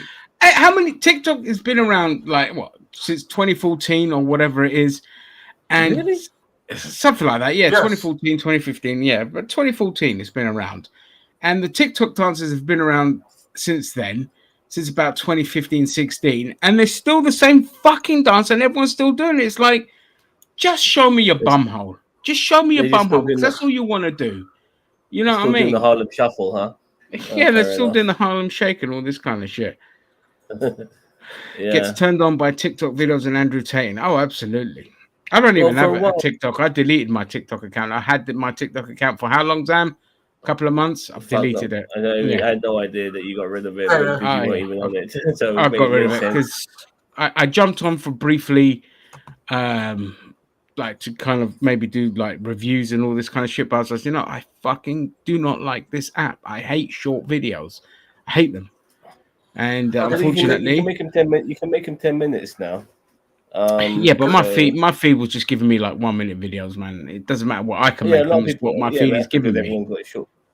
Short attention span. Yeah. Guys. Hang on.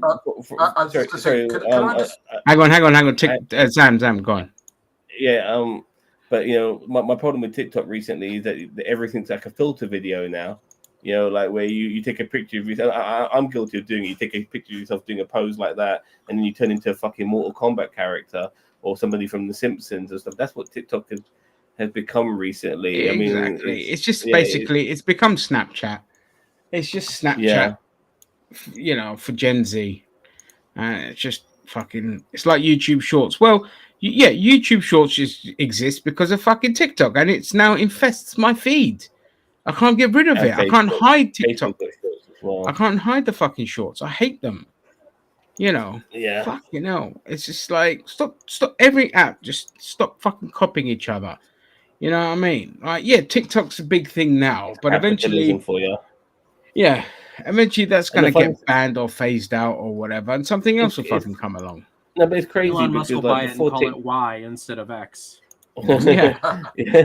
No, but before TikTok, there was Vine, and it was exactly TikTok in every aspect. Never took off. Yeah, but For some Kesha didn't bizarre make a reason. song that was called Vine. She made a song called TikTok. Very funny. Oh, fair enough. Yeah, she made that song before TikTok was even a fucking thing. I don't even think Vine existed when she made that fucking song. I think it came out, what, 2011, 2012? Yeah. Oh, okay. Vine did exist then. It was in it. Came and it went really quickly. I finally wrote a command in AdBlock that hides all YouTube shorts.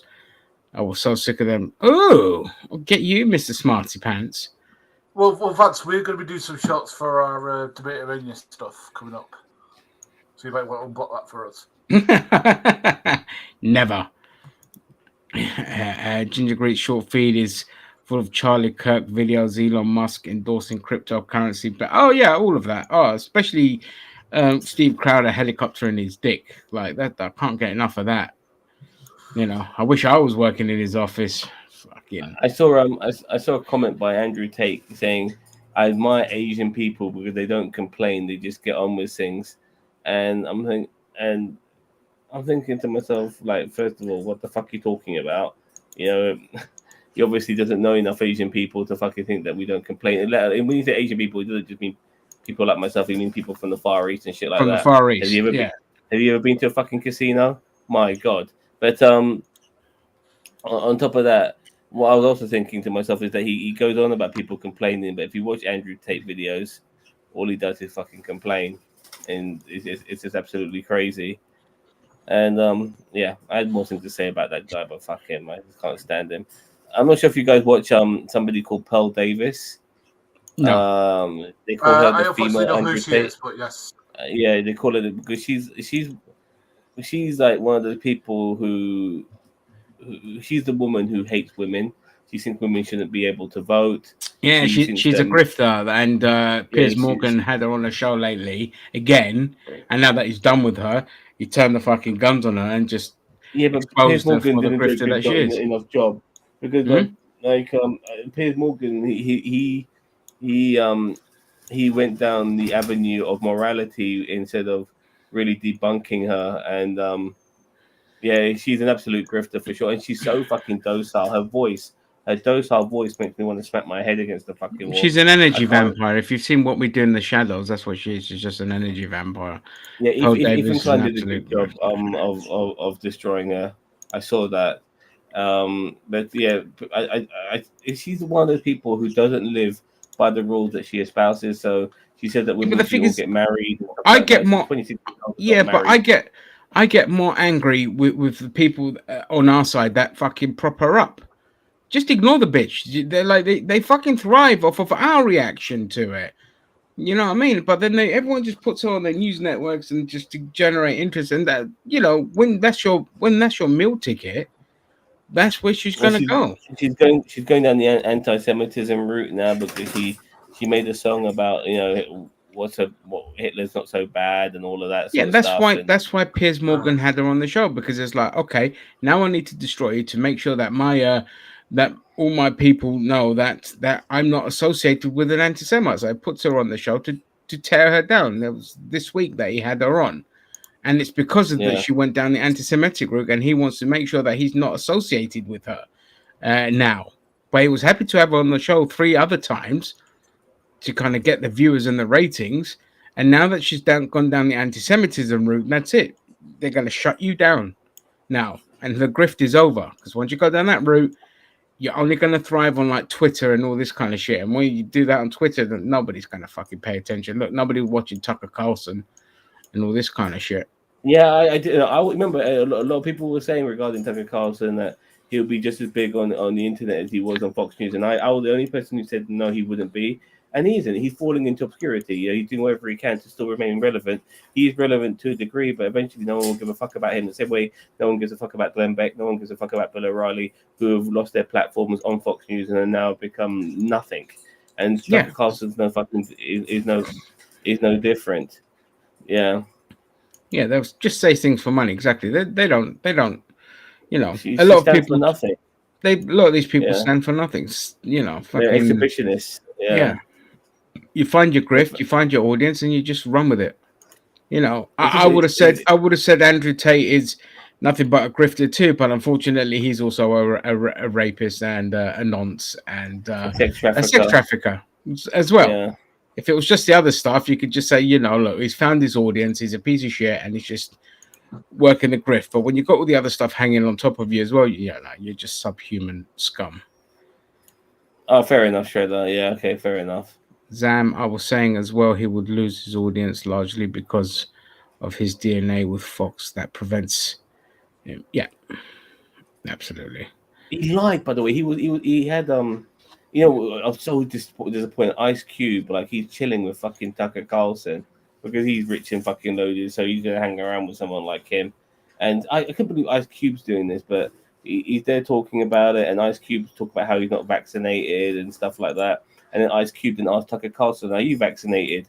And then Tucker Carlson goes, "Absolutely not." And I'm thinking to myself, "You lying fucking absolute liar, absolute liar." Because Fox News, you know, they had massive vaccine mandates at their offices whilst they were espousing. They're all vaccinated. They couldn't work without it. But they were doing anti-vax rhetoric on their show whilst being, following rules and vaccination rules at their own building, and so people like Tucker Carlson had to be fucking vaccinated. And saying that he isn't, what a fucking lying cunt. Yeah. Well, Jimmy Dore did the same thing as well. Jimmy Dore, he got vaccinated, was banging on and on about it for people to get vaccinated, and then all of a sudden, when his audience were just like, you what, mate? He started changing his tune. He started bringing on all these fucking anti-vax conspiracy theorists and pushing all this anti-vax bullshit. And it was just like, look how many people have died because they've taken the vaccine. Or look, COVID is not having an effect. Actually, sorry, ignore that what I said earlier. It was like, look, people are still dying even though they're taking the vaccine. And we're like, motherfucker, how many people are alive because of the vaccine? How many people are, like how many of the people that are dying are not vaccinated? That was my main fallout with him, because he started hiding that fact, and I was just like, hang on, the people dying are the ones that aren't vaccinated. The people that are vaccinated, a tiny minute percentage of them are dying. And so that, you know, even people like him, got a better chance of living. It's not going to guarantee you living. It means that you got a better chance of living. Exactly. You know? And their Lord and Savior, fucking Donald Trump, got vaccinated. You always forget about that. He promoted the fucking vaccines, as well. And yes, he has. You're right, Shredder. And they have an absolute issue of the vaccines regarding that. But you know, even Marjorie Taylor Greene, she went on an anti-vax crusade, but she's been vaccinated because when she was confronted by a journalist saying, "Are you vaccinated?" And she goes, "I don't want to answer that question. It's private. It's with my doctor." I'm thinking to myself, well, you're vaccinated. Ron DeSantis is vaccinated. He was pushing for people to get vaccinated until his audience started turning on him. Then he just became an anti-vaxxer. I was not surprised though, like the anti-vax rhetoric started with the right wing, because you know that's what they have to do. Anything the left does, the right wing has to fucking react the opposite way. We said this last week. You know, it's just who they are in their DNA. Okay, they want to get vaccinated, fine. That's fine, but don't start coming and invading other people's space who choose to do the things. And that's my issue with the right is always is they will literally get physical with you if you're wearing a mask or if you're vaccinated, and all that. They will threaten you. And it's just like, hang on a second, dude. You talk about freedom and cancellation and, you know, being your own person and individualism and autonomy. Why don't you ever just let other people just get on with their life without having to get your point across to them? Well, they don't give a fuck about it. They don't care if you don't do it, but they want to do it. And this is, again, one of my big issues with the right as well, is they don't, like, if you turn around and you say, this house is a left-wing only house, or only trans people are allowed in this house, what would happen? You'd have a bunch of right wingers trying to kick the door down to get in because they just do not want to let you be. Okay, any kind of library or book place where they had shows on or just had people that were only gay coming in and doing discussions and all this kind of shit. I'm not talking about drag queens reading to kids. It was just gay people going to a library, having a moment. Right wingers were fucking storming those libraries. It happened in New York and all this kind of shit. And it's just like, if you don't want to be a nice person, you want to be a racist and a bigot and all that, fine, go do it in your own space. Don't fucking invade other people's space. Dude, you can't even advertise Bud Light. Thanks, without TLD. You can't even advertise Bud Light without these motherfuckers losing their shit. If a trans person promotes Bud Light, all of a sudden they're getting the AR-15s and shooting up cans. Like, don't you believe in freedom that a trans person's allowed to fucking advertise Bud Light? Why do you have such a fucking problem with that? I mean, are you not the Freedom Caucus here and shit like exactly. that? But it's freedom for me, not for thee. Yeah, it's absolutely ridiculous. Yeah. And when their own rules are applied to them, like, for instance, they believe in businesses to have the freedom to sell who they want. So if they don't want to sell a bakery doesn't want to sell a cake to a gay person, they're fine with that because they hate gay people anyway. So they're totally fine with bakeries not selling cakes to gay people. But if a business then tells you that they want you to wear a mask if you want to go into their premises, oh, my freedom, they're fucking full of shit. Exactly. Yeah, I mean, all of a sudden they have an issue, even though that it's the same rules being applied. Well, look what happened with the book banning. With the place in Colorado banned the Bible. And they said there was too much sex and violence in this. And they had to abide by the rules because it's their own rules that they set. So they had to pull the library out of the Bible out of the school out of the schools. I love that. I fucking love that. And it's like you're so myopic that you don't realize that this stuff comes and bites you on the ass. Anyway, Futurama is back. Just a little bit more. Regarding religious freedom, what they ended up opening was a can of worms was that you had people like Satanists now who wanted to do their praise and stuff like that and have a statue of Beelzebub and all of that. I mean, this is the can of worms they fucking opened up when it came to religious freedom. That's the can of worms you open. Yeah, and I fucking 100%. Loved it. Yeah, loved it. Does anyone know Futurama is back? Does anyone care? Not really. I wish I did. I wish I did. I like Futurama, but it's not that I don't like it, but it's very like, if it's on, I might watch it, whatever. I'm not really. It doesn't seem like The Simpsons to a degree. Yeah, I mean, it's just like so I watched the first episode where it came back, and I'm like, oh fuck me, it's the same outdated humor that just doesn't work. It's like you're bringing in stuff that's happening in our time in terms of technology, not political stuff, just in terms of the technology, like streaming, for example, and you're putting it 1,000 years into the future, and it's just like, just stop all this crap. And the humor is awful, and I think Fry is just a terrible leading man. And his relationship with Leela just fucking pisses me off. It's like they're just people that write these shows. They don't know how to write relationships. The same with Harley Quinn and fucking Poison Ivy. It's just like that's why just don't fucking have relationships because it ruins the bloody show. And I don't know why they brought it back. I really don't. Just fucking. Did they ever do the Simpsons Futurama crossover? No. If not, then why the fuck not? I mean, I don't think they ever did. They did Family Guy and Simpsons, but they did. Okay. Yeah. It was good episodes actually. They were quite good. But I don't think they ever did a Simpsons one. I think they did actually. Crazy. Hang on. I'll be shocked. I'm shocked if they haven't. Because that the crossover. Bender was in one of the episodes. Here we go. Look, Simpson-Rama, the 6th episode of the 26th season of the animated series. Yes, there was a crossover. Yeah, it was all right actually. I think, guys. I was going to say the other things I want to talk about is the 2 shitty trailers that we had this week. One was for that Willy Wonka film that was the Willy Wonka one, where it's that came out a few weeks ago. Yeah, the Willy Wonka the prequel this week. No, it came out weeks ago. We talked about it in We talked about it a few weeks ago. Nobody cares. Listen, mate, no one's going to watch well, Willy Wonka. Don't worry about it. I can't stand that actor. Yeah. I can't stand that Charlemagne guy. Really? I like Timothy Chalamet. I don't like him. Okay, fair enough. No. Okay, the next one is the. I don't know if it's a sequel or whatever it is to The Exorcist Believer. That film looks shockingly bad. With the black and white girl. Hey, horror films are horror films, man. They're not even worth talking about. Mate, you can't do it. Some horror films are good. Exorcist. I haven't seen one in years. I don't know. Exorcist is like when you back in the day when you had Linda Carter in the 70s, like a child basically grabbing a crucifix and doing what she did with the crucifix, saying "fuck me, Jesus, fuck me, Jesus." You can't get any more shocking than that. You know what I mean? That's it. It's peaked. Yeah, it's peaked. You know, my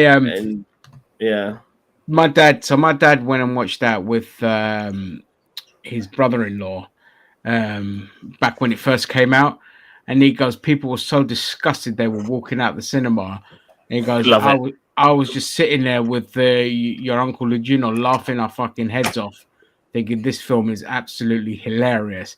And I'm like, oh, that's where I get my my dark sense of humor from. It's definitely from my dad, because he was sitting there watching it, laughing his head off. And then years ago, when I was 10, he put the film on for us to watch, and I was laughing my head off as well. So yeah, but he goes, people walked out in droves when they first saw it. They were absolutely disgusted and shocked by it. So you're down for a little quiz? Sure, why not? Linda Blair, not Linda Carter. Yeah, sorry, Linda. My bad. Yeah, sorry. Yeah, Linda Carter. Yeah, easy mistake to make. Yeah.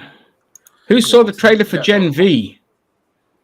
I saw it. Gen V. Yes, I saw that. I knew you guys would be all over that. Yeah, it looks shit. It looks like a fucking CW show. It looks like the boys. Looks like the boys, but like a we're talking about the boys spin-off. Yeah, it does not look nothing like the boys. It looks like a CW type show. You know, I heard Arnold Schwarzenegger's son's in it. I'm not clicking on any links. Oh yeah. Sorry, yeah. Fuck that, mate. Yeah. We are not clicking on any links. No one click on that link, please. Yeah. Wait, what link? I want to click on it. Yeah. Gaz, what did you say? Sorry, mate. Get rid of it. It's on Twitch anyway. I saw that flaming whatever it was, the Gen V over it was. It was. I wish I was more interested in it. It just looked like the boys, but like kids. Yeah, I mean, you're not going to give it a shot, though. I mean, if it's a spin-off of The Boys, and it's going to have actors and characters from The Boys in it, then it might be worth a go, regardless of how shit the trailer is. Maybe the trailer is doing a disservice. Just post the questions here, mate. Yeah, post the questions here. I'm not clicking on any links. Sorry, dude. It's just how can we can't be clicking on links and doing that shit whilst we've got a fucking podcast to do, mate? Just to answer this question, I know you guys probably said something about it. Actually, I was answering work because work is bugging me on my birthday. No, lovely. Yeah, right. Lovely. That's how you want to spend your fucking Sunday, answering work. Yep, text messages from work. Yeah, but the Gen V is so basically it's the Boys Universe's version of X-Men, and the kind of that kind of the mutant school and all this kind of shit. And it just looks bad. It looks like they just got CW staff to work on the show. Like at least the boys looked gritty and crazy and all this. So this one just looked like fucking cheap CW horror. I'm gonna watch it obviously because I know it's gonna be fucked up. It won't be as fucked up as as what was going on in the comic books, obviously, because they never go down that road. But I'm gonna watch it because it's set within the Boys universe. And speaking of crap, The Witcher, the fucking casting agent, he was like, "Hey, I cast this gorgeous Asian actress to kind of buck the trend of traditional beauty." I'm like, "Oh, so you're saying the star of the show is an ugly bitch, basically?" That's what you're alluding to. I think what she's trying to say is that some people don't think of people of that particular race as beautiful. That's still making the assumption, a racist assumption. Is she Persian? On their behalf. She's Indian. She's in. Yeah, look. I just want to get a few things straight here. She's a very attractive woman, but she's not stunningly attractive. And I've come across Indian women who are stunningly fucking attractive, or of every race imaginable. Like the super stunners who fucking blow you away. Their looks are just so fucking amazing. But regardless, the actor who plays Yennefer is very, very beautiful. Regardless, Right, I have to disagree with you on that. Like for me personally, she's fucking out of this world gorgeous. Like absolutely just ridiculously beautiful. But again, that falls onto people's personal taste. So say, whatever. Yeah, exactly. In the eye of the beholder. Yeah. But 100%. Like. But it's such a. Sorry, go on. I'm just saying, it's such an ignorant statement to make. Like you just portray yourself as basically why racist. Say it in the first place? Yeah, why say? Why say it in the first place? Is defy conventional beauty standards. Hello, Priyanka Chopra. Priyanka Chopra. Like, look how gorgeous she is. You're telling me she defies, like, just because you live in your fucking Hollywood liberals, man. They live in their own stupid little bubble. I don't watch Bollywood, but I know there's so many beautiful women in the Bollywood film industry. Oh my god, stunning! Many. India has some of the most beautiful women you've ever fucking seen. Every race imaginable has some of the most beautifulest women ever. Yeah, every fucking race. Yeah, no exceptions. Yeah, I mean, so they're out there. You know what I mean? Hello, my son. But we're dealing with American sort of like Western. I'm sorry. Go on, guys. He's just talking to his bird. Oh, sorry. But what I'm saying is, I don't agree with you because I do think that like sometimes with conventional beauty, people tend to think of it as white people. I'm not saying that I agree with what this lady said. I think it's very ignorant. But I think what she was trying to say is we're trying to promote a different kind of beauty with a different race. But the thing is that I think she could have said what she said, but said it in a more progressive way, if that makes sense. No, what she tried to say was she tried to be progressive in her messaging, but what ended up happening was it completely backfired because they just showed themselves to be ignorant and basically racist. You might not say, okay, they're not actually a racist, but their mentality of what defies beauty means that their default position is white women. But the rest of us are like, if it looks hot, we like it. We don't give a shit what the race is. Okay. And that's what it is. And it just, the reason I bring that up is not just because she said, but it's just that everyone involved in the Witcher series is a complete and utter fucking idiot. Everyone, not the actors, obviously, but producers, the writers, the executives, all of them, absolute fucking idiots. I haven't watched season 3. I refuse to watch it, and I've heard absolutely nothing good about it from the channels that I've watched review it, and these are the people that whose opinions would normally like be similar to mine, which that's such a horrible way of saying it, but I disagree with them on a few things as well. But still, I respect their opinion enough to know, okay, this thing's going to be a piece of shit, so I'm not going to bother going back to it. And it's endemic in Netflix that they'll just fucking hire these people that just shit on the source material. Well, everyone does it. I mean, they did it on Twisted Metal, but thankfully the payoff in the end was to set up the fucking actual game. But it's this constant arrogance that people have to say, I'm going to do it my way. Then what's the point of me watching it? If you're doing it your way and not the way that I consumed it in the first place, then you're not bringing in the fans of the thing. You're just doing what you want to do because you're an arrogant prick. You can put your little twists and spins on it here and there, but to say we're going to do the whole thing our way and you have a product that is not recognizable, just in names only, it's just fucking no. That's why they always end up flopping. I actually gave up after season 1 on The Witcher. I thought it was shit from season 1. Season 2 was shit. I watched season 2. It was shit. Yeah, I gave up then because it was shit. You knew it just stank of studio interference. Like when you've been around long enough, you could sniff what studio interference. Indiana Jones 5 is another prime example of what smells like studio interference. And although I didn't hate the film, you could just see it. And that's what needs to fucking stop, man. I'd love to just fire all these executive talentless cunts. You've even begun the second part of this season. The first half quite literally put me to sleep too many times. Well, there you go. What I wanted from Witcher 1 was more of that monster hunting aspect. Yeah. We got it. We got it in the opening episode at the very beginning. And after that, we got nothing. We got all this bullshit Game of Thrones wannabe bollocks and different time zones and shit and having to, make sense of it all. I just wanted some of that glorious Witcher action that I wanted to see, and it just became really convoluted. And we got that, give a coin to the Witcherers, whatever, and that became a meme. And it's just so bollocks, man. And I'm thinking to myself, come on, Henry Cavill, you could do better than this. I'm looking forward to his Warhammer stuff. But it wasn't his fault. He argued with the producers. That's why he ended up leaving the show. He argued with the producers saying, "You're not following the law. I know the law. I am the law." Little Judge Dredd reference there. You make a great Judge Dredd, by the way. All right. Yeah. He would. But he goes, "I am the law, but LORE." Yeah.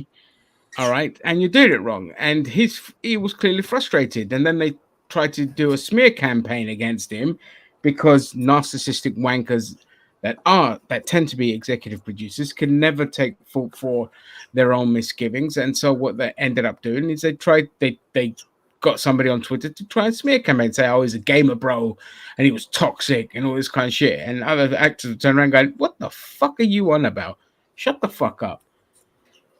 Well, the thing with The Witcher, the series is, they had this overarching story which they ignored. Then they didn't have enough monster hunting. I think there's only 2 episodes I can think of from the first series where we actually did any sort of monster hunting.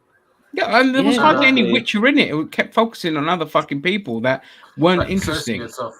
Yeah, they just weren't fucking interesting. It's just except for, I did like Yennefer's stuff. I did like her stuff. Me too. What? Oh, you too, you say. Me too. I liked her stuff. Yeah. That was interesting. But the stuff with his kid and all that, I was just like, oh, fucking hell, load of bollocks. But yeah, it just wasn't interesting. It was just boring. It's like Lord of the Rings. I managed 2 episodes and I was bored out my fucking head. I was just like, oh, there goes Rings of Power.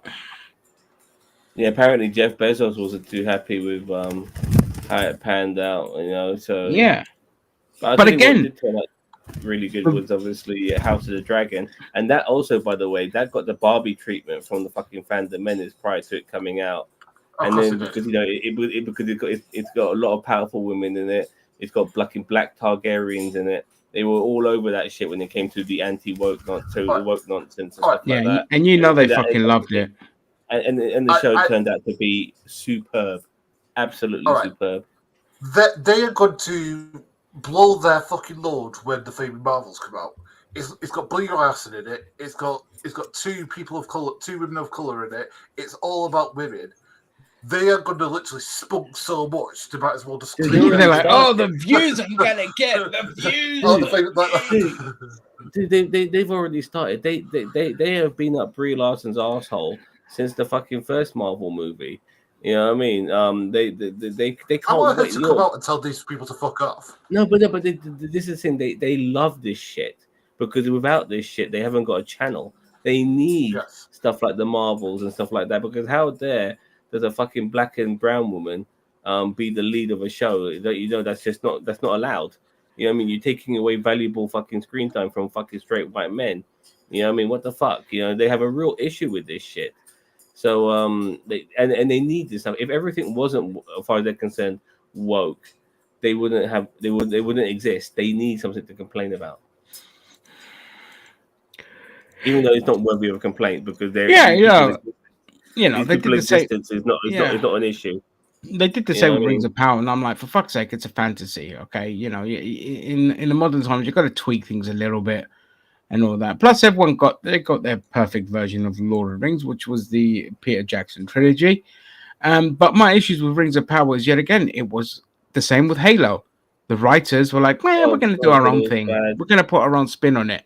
You can't call Halo woke, by the way. Halo's not woke at all. No, it's nothing to do with the woke. This one is to do with writers and executives insisting on putting their own spin on things. I mean, they didn't. The fucking writers for Halo didn't even watch the game.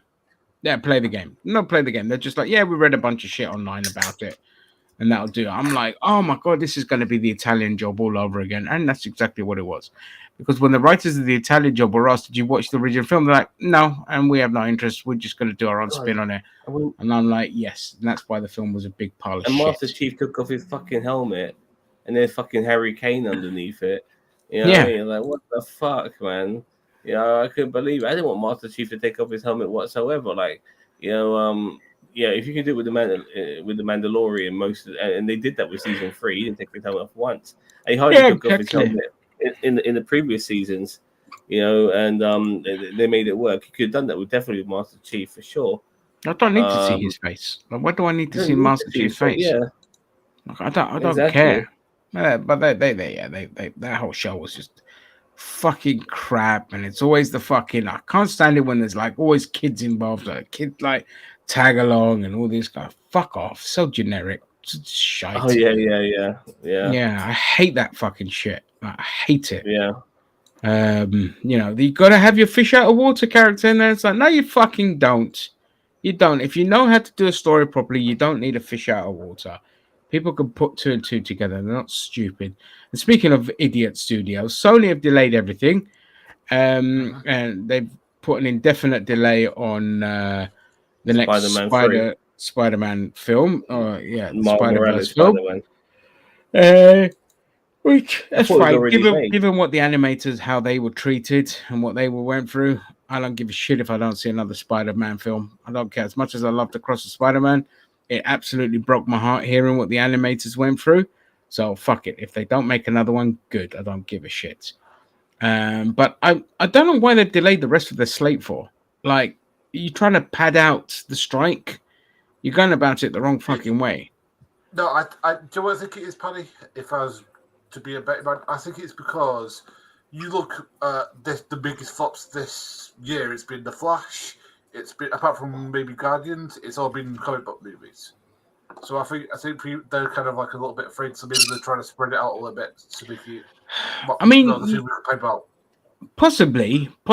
The other side of it is that because they can't use the actors to advertise the product while they're striking, they're suspending it until the strike. They're hoping that by the time all this stuff comes out, the strike ends, and therefore they can use it. Because while the strikes are going on, the actors can't go around doing media junkets.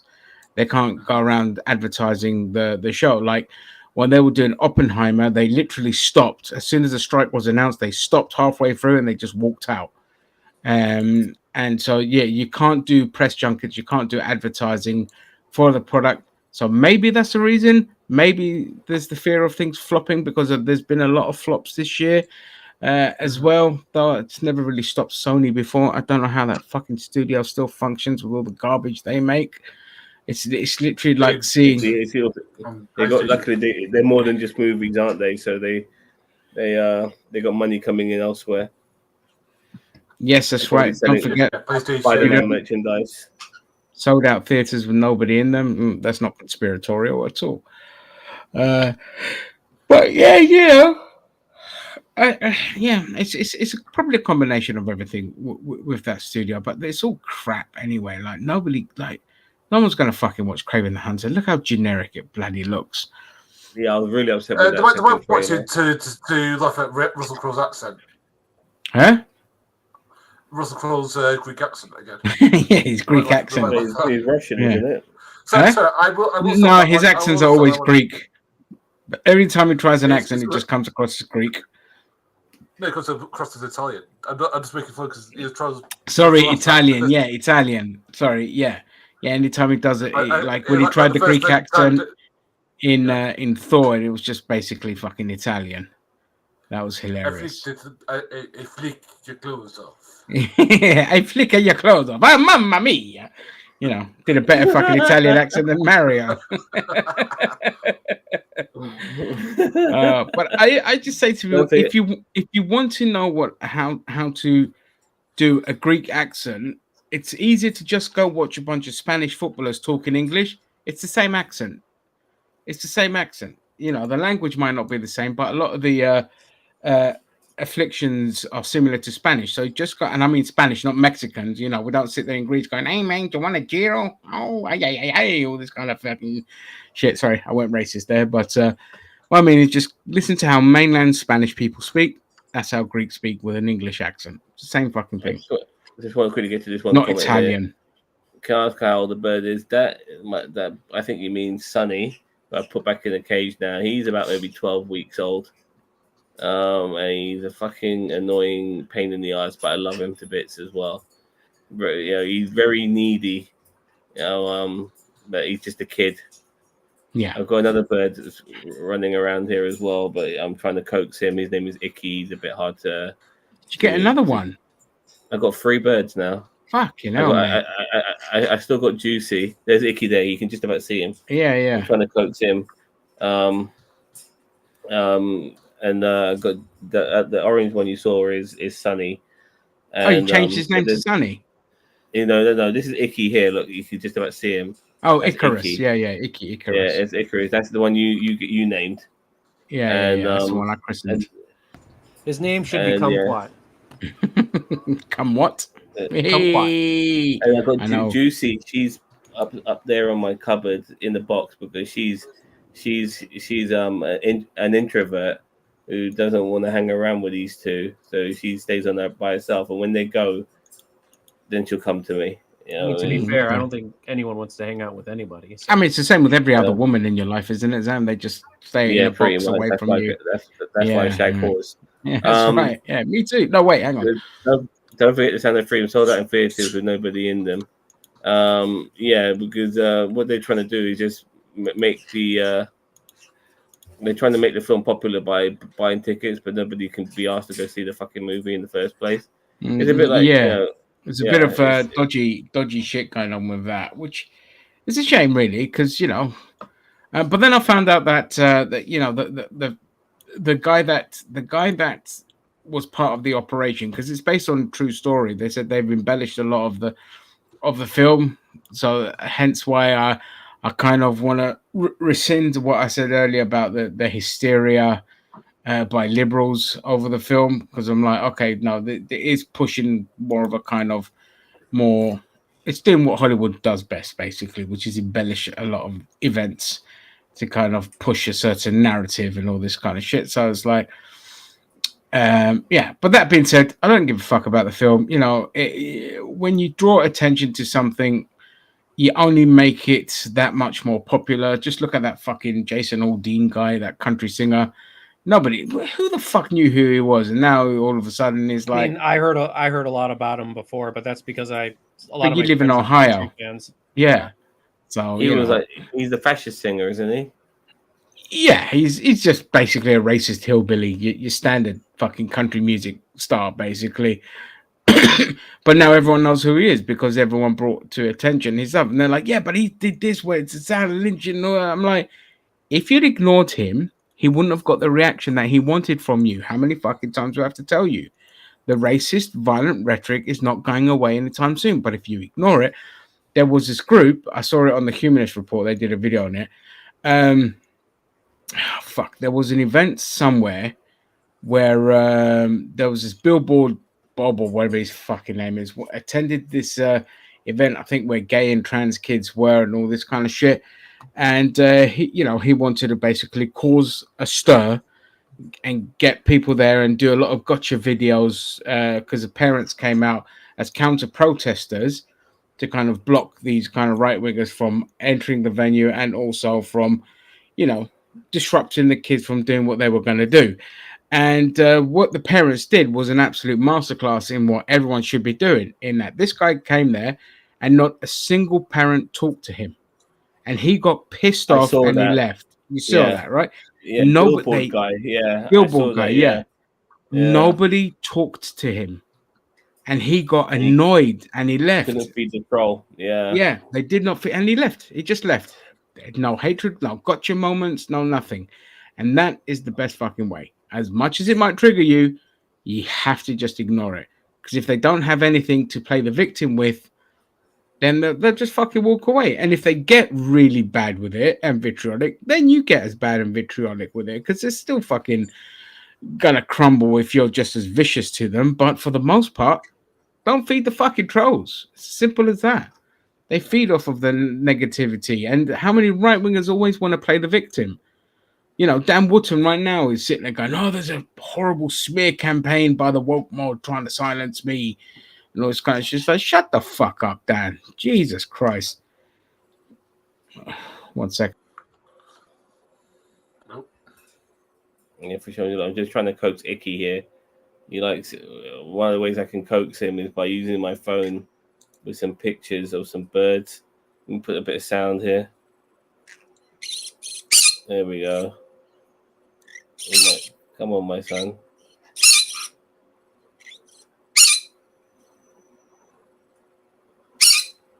Unfortunately, with him, he wasn't necessarily hand-reared, so it's harder to win him over because he sees people as scary.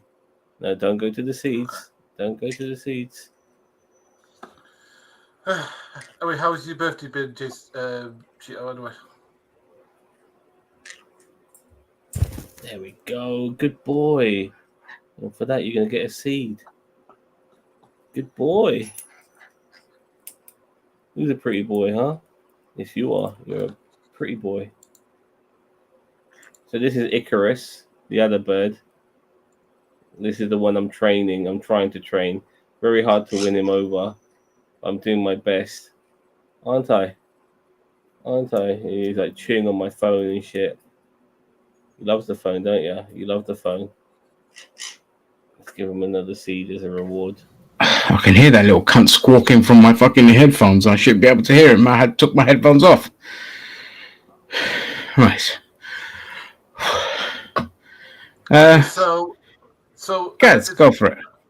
I was just going to say, films I'm looking forward to this year. So the Meg 2, as you were saying.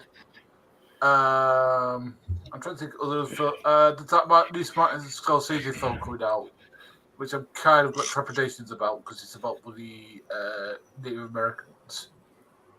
Oh, that one. Yeah. Let's see. We're going to have a white savior in that one as well. If it's one of those films, I'm gonna hate it because I hate that sort of thing. I have no interest in fucking seeing another Martin Scorsese film. Only if it's gangsters. If it's gangsters, yeah, I'm up for it. You know what I mean? When it comes to gangsters, this stuff is fantastic. So Yeah, like, But this is about people taking bloody Indian land or some shit.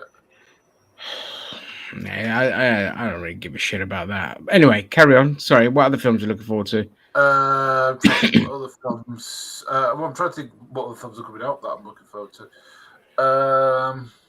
Let me have a look here. Films. Yeah. oh, my boy.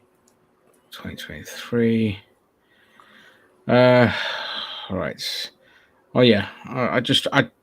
Fucking that Wes Anderson film, Asteroid City. I just did not like that at all. I was bored.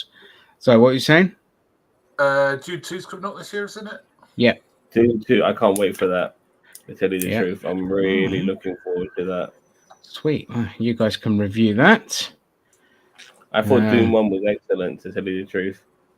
Okay. I personally wasn't a fan of it, but yeah, a lot of people liked it, so much better than I anticipated. Cool. Oh, boy. Yeah, there's not really much coming out now. Well, we've had all the big hitters, I think, pretty much. Teenage Mutant Ninja Turtles. I just don't like the trailer. I'm gonna watch it, but I don't like that art style, to be honest with you. Yeah, me neither. It's trying to be too much like Across the Spider-Verse. But I'll watch it. I will watch it because it's Turtles, and I'll watch anything with Teenage Mutant Ninja Turtles. By the way, TLD, this bird's about a year old. I don't know exact age, but he's about a year old. Anything else that's coming out that I'm looking forward to? I'm Pineapple. looking forward to. Is Marvel's a series or is it a film? No, it's a film. Okay, I'm looking forward to that just to piss off the favorite right-wing idiots. Oh, they're gonna get. I just hope it's good though. I mean, regardless. I just hope it's good. I don't give a shit about the fucking right wing and how they're going to react to it. I just hope it's good. But I'm gonna make a crazy prediction that film's not gonna fucking make more than 600 million. I really just can't see it. Well, I hate to say what I'm about to say, but I was looking forward to the Blue Beetle until I saw the second trailer, and now I'm not. It's generic now, isn't it? You know? It's just generic. I could see that from the first fucking trailer. It just looked generic. No, but I mean, I was hoping that wasn't going to be the tone of it. I thought they were going to maybe do the Reach flaming timeline and like all the stuff from the first run, but no. Nah, that film's gonna flop. It's gonna drop by, and that's fine. I mean, people said it's going to be like the worst one of all of them, which is like fucking hell. Like Warner Brothers, you just had like the biggest success with Bloody Barbie, and you even screw it up with that. Yeah, they had complete morons running their DC department. Again, Walter Hamada, absolute fucking useless idiot. So don't expect any films of that era, like Aquaman 2. Forget it. The amount of reshoots that they're doing for that. So just forget it. Like the write those off. They're gonna flop. Warner Brothers would have done better to just not have those come out and have the tax write off, because those two films alone would have covered like probably $500 million for the amount of fucking money that they spent on it. They could have saved themselves a huge chunk of change there, baby. You know, I'll never understand how their animation department just churns out fucking amazing stuff, and their films are just absolute shite. Yeah, see, I like Warner Brothers. I just, Jesus Christ, I just wish there was someone better in charge than who's in charge of it at the moment. But they don't even make good films anymore. Like Barbie is obviously the exception here, but they just don't even make good films. They used to be like the fucking people of the 90s. They made all the best shit in the 90s. Yes, they did. But now, just absolute dog shit. Yeah, like they used to make like films like the bloody, even in the mid 2000s, but they'd be like stuff like Dark Knight, even this. Yeah, they did. Yeah, exactly. To put out really good stuff, and I don't know who the president is now, but that needs to be fired. Yeah. So yeah, and they did all the fucking Harry Potter stuff, which was incredible. So it was after Harry Potter. It was after the Harry Potter franchise ended that basically Warner Brothers just went to shit. And I blame the fact that everyone became obsessed with creating a franchise, more franchises, more MCUs, more Harry Potters, more this, more that. It's just like, fuck off. The other night it was watchable, but nothing to write home about. It started off really good. And then, just like the Batman one, the last 20 minutes were absolute fucking boring shit. But I do love like the bits that take place in the in the imaginations of the heroes, or the settings that they're put into. It was really good. But yeah, the last 20 minutes not great, but watchable for sure. Expanded universe, you meant, by the way, earlier, I think is what you finished. Yeah. What? Yeah, regarding Warner Brothers, everything's trying to be an expanded universe. So yeah. No, franchise. Universe. Everything's trying to be like well, yeah, but expanded universe, MCU, but like an MCU, yeah. But I think what they need to do, what they need to do is just stop trying to make DC movies. Like I let James Gunn for like 3 or 4 years to sit on the projects, because then people will want to see it again. Because I think people are a little bit burnt out with it. To be honest with you.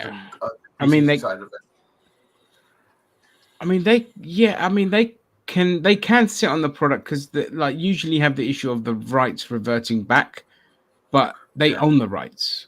Who's it going to revert back to? It's the same with Marvel. That Marvel don't have to make a product. Sony do, but Marvel don't, because they own the rights. So if Sony don't make a Spider-Man product within 4 years, the rights go back to Disney.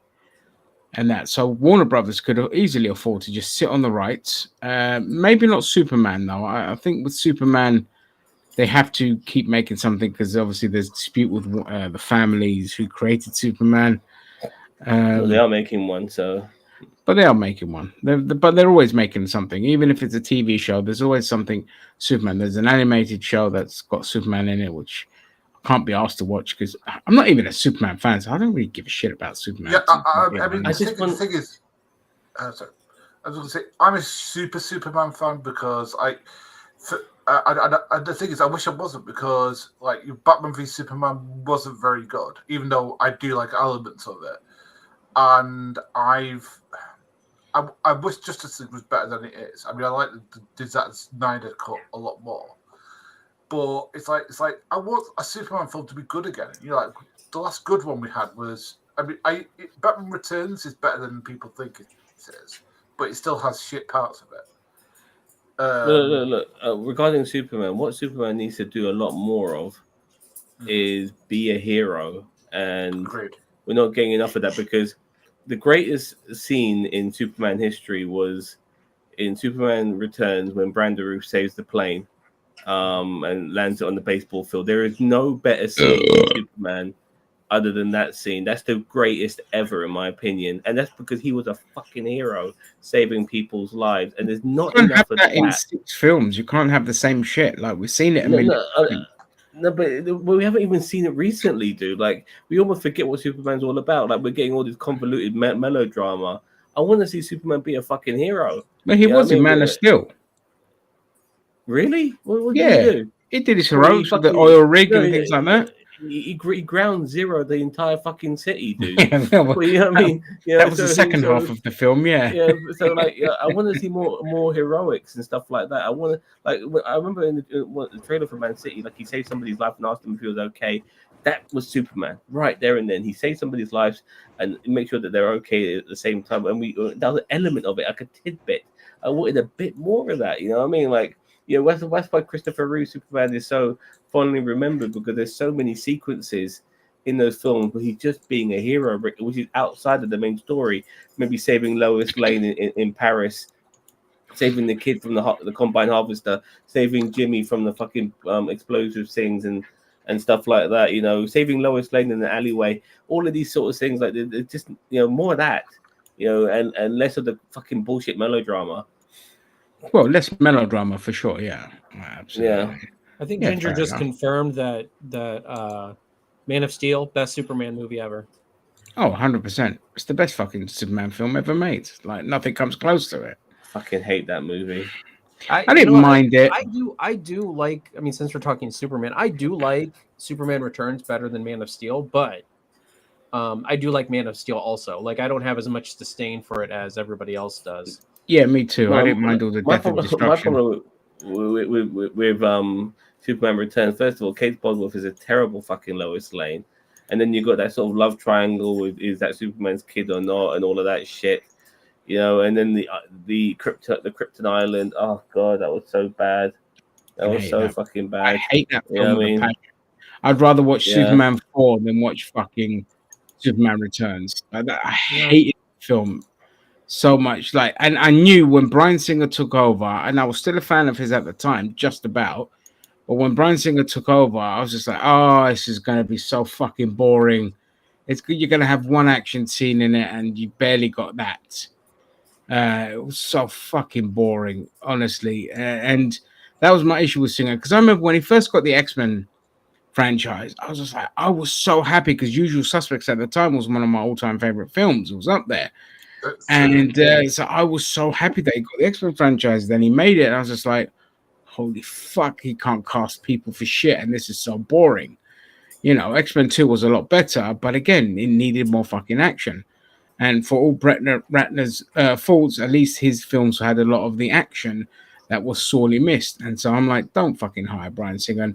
Like, he just doesn't know. He doesn't know action. He does all the other kind of character pieces, and he's a fucking, you know, nonce as well. And a horrible human being, so just don't hire him, full stop. But again, all these revelations didn't come out until X-Men Apocalypse. I didn't know anything until then. That's when all the stuff kind of came out. So yeah, I'm just not a fan of it. Superman Returns is the Kevin Spacey of Superman films.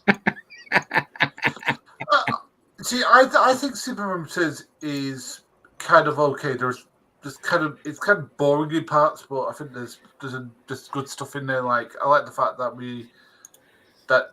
I don't know, there's enough good stuff like the fact that he's come home and kind of it felt like it was going to be like the base for something. Just it was just very dull. As I said, that aeroplane scene is just. I still go back and watch it now and again on YouTube. It's so good. It's so fucking good, man.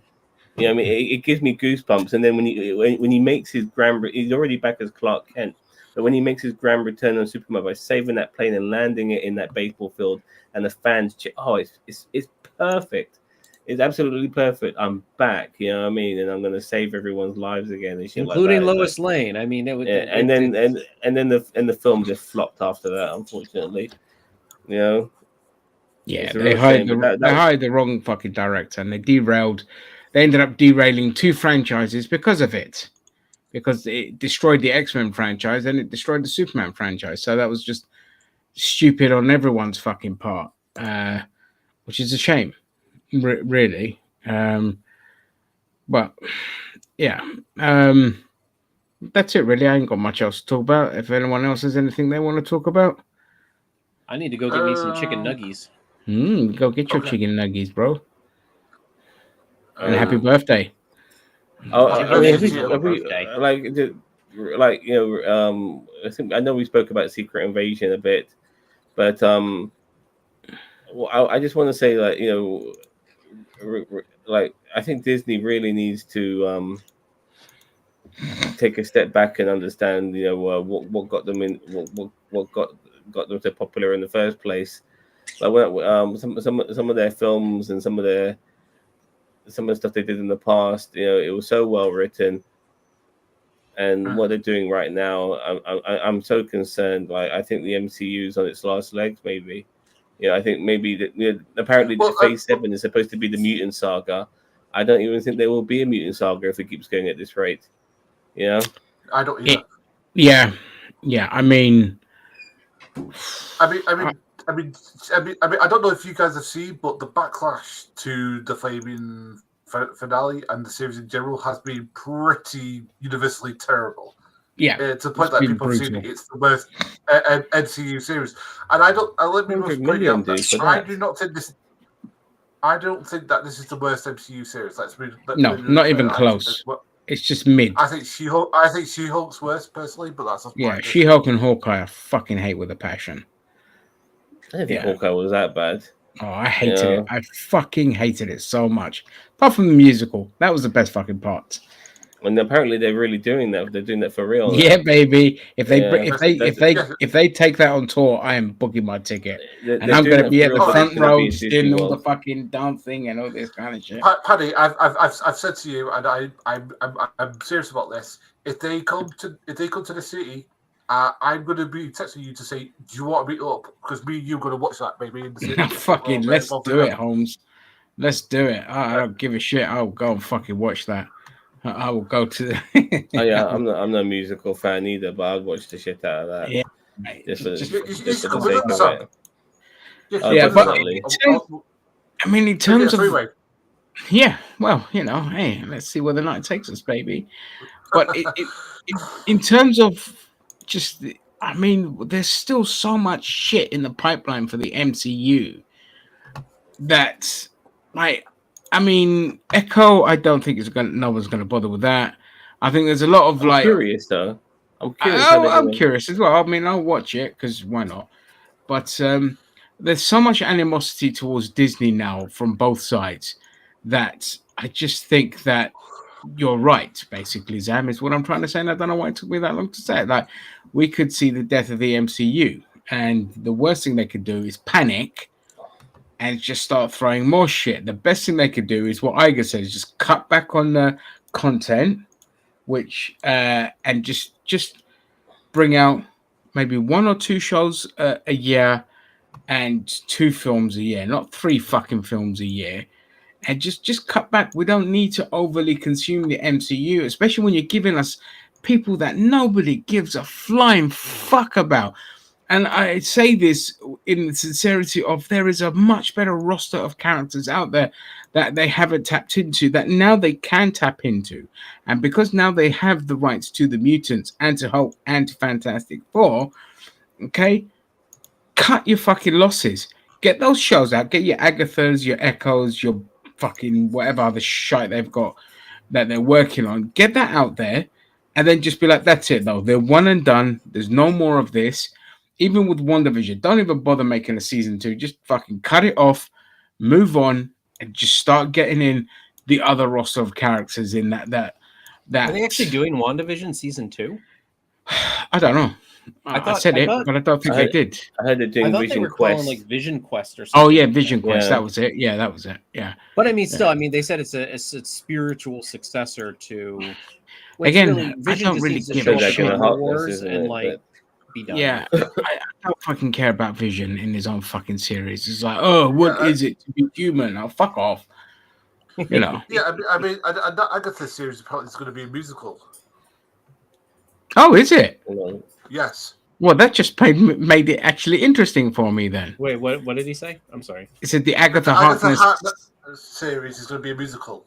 Yeah, but we're talking Disney. You know, come on, I'm so sick of these musicals. Yeah, but if it's on the level, to be a musical. If it's on the level, sorry, go on, Cheeto. Sorry, I didn't mean to cut you off. Huh? What did you say? Oh, I can't deal with all these musicals. Joker 2 is going to be a musical. Strange New Worlds is going to have a musical episode. It's just, and if the whole show of Agatha is going to be a musical, I'm just going to blow my brains out. I really am. I tell you, I will watch the shit out of that if it's a musical because I can go in there and be like, wonderful. They're not taking themselves too seriously. Yeah, just give me that. If they do it that way, I'm all in. But only one fucking season. I don't need multiple seasons of a witch. I don't need multiple seasons of. I agree with you. I mean, it needs to be a one and done. I think a lot of these shows need to be one and done. One and done. Get them out of the way. Never fucking have them in there again. All right. They should do what they did with Falcon and the Winter Soldier. One and done, and then hey, look, now there's a movie. You know, like yeah, that's it. Right. But for me, like, they're constantly bringing in new blood into the MCU, and there's so many established. There's so many established characters right now, which they should be able to focus on and spin off on that without having to bring in this person and start their line and stuff like that. Because some things might not necessarily work. I mean, the Eternals was a big pile of shit. It really was, and it ended with Thanos' brother and stuff like that. I mean, is it going to go any further than that? There's still a fucking giant celestial, by the way, sticking out in space that nobody's fucking talking about in any of the other MCU movies and MCU shows, but somehow that's not a fucking big deal. Yeah, I don't think they should bother with Eternals. Just don't. Just nobody's gonna care. I don't mind them showing up in other properties or whatever. Maybe like one or two of them, but no, like cut your losses. You know, maybe have them show up in like Secret Wars, like one or two of them. I'm not talking about all of them. Don't bring Icarus back. You know, he's dead. Even though there's like, you know, they could basically create. I was not happy with it. They turned him heel in that movie. I thought that was a stupid thing to do. Personally, I didn't mind that. That was one of the more interesting things that happened. Bring Angelina Jolie back. I did like how he died. Yeah, she was great. She was a star. Mm-hmm. Angelina Jolie needs to come back. And then who was the other one? Cersei was forgettable. I didn't even like her. Yeah, she was boring. Oh, I liked her. I like the speedster one and the mind control one. I don't remember their names, truth be told. They were a kind of a fun little pair. And then maybe the Donatello guy, like I don't know, the black guy that was really good at tech. I don't give a shit about them. I like the actor that played the Donatello guy. I think he's fucking brilliant in other stuff that I've seen him. But the problem with that film is that you're bringing in a whole bunch of new characters in one movie as a team, whilst like the Avengers, four of the 6 Avengers were in their own movies. We got to know Natasha a little bit in Iron Man 2. We had the cameo of Clint in 4. So when all 6 of them came together, they were, you know, we got to know them better, or we've already seen them already in other stuff. This was the first time we saw these Eternals, and they're all together in one movie, several of them. It was. I mean, it should have been a series. It was very difficult to get to know all of these characters within 2 hours. It was just stupid. Well, but then you get the Inhumans. Like, I mean, the only thing great about Inhumans was Anson Mount. He just did a great job portraying a character that can't speak. Everything else about that show was garbage. Captain Pike, isn't it? Yeah, that's Captain Pike. Yeah, Captain Pike. Yeah, he was fantastic. That's why I was happy to see him in the Doctor Strange film. So it's just like, yeah, the one good thing that they had in the fucking show, and he was a mute, and they brought him in. And they Great. killed him immediately. Yeah, they killed him in that. Well, I mean, yeah, Richards is a fucking idiot and gave the game away. But I would just scrap any future projects. And wait, Cece needs to come back for the Coven series as she's iconic magic caster like Morgan Le Fay. Is Morgan Le Fay going to be in that series? I'd want her in there. Maybe start like shagging Doom in that show and bring him in the musical. I'm Doom, you're all doomed. Jesus Christ. Oh my god! If Dr. D starts singing, I might have to strangle you. I'll say fuck it. You know what I've heard? I've heard about the Fantastic Four is it's going to be they're a bunch of astronauts who in the 60s go out into space. They get lost in space, and then they come back in our time. So it's a bit. I mean, that's a stupid premise. Listen, don't believe anything you've heard because nothing. That's what I've heard. But, Yeah, I mean, nothing. They haven't even cast anyone yet. So until they cast anyone, it's an interesting premises, though. In a way, it makes them already established by them being people from the past who we already knew, or they already knew in that universe. And then so when they come back, and it's the present day.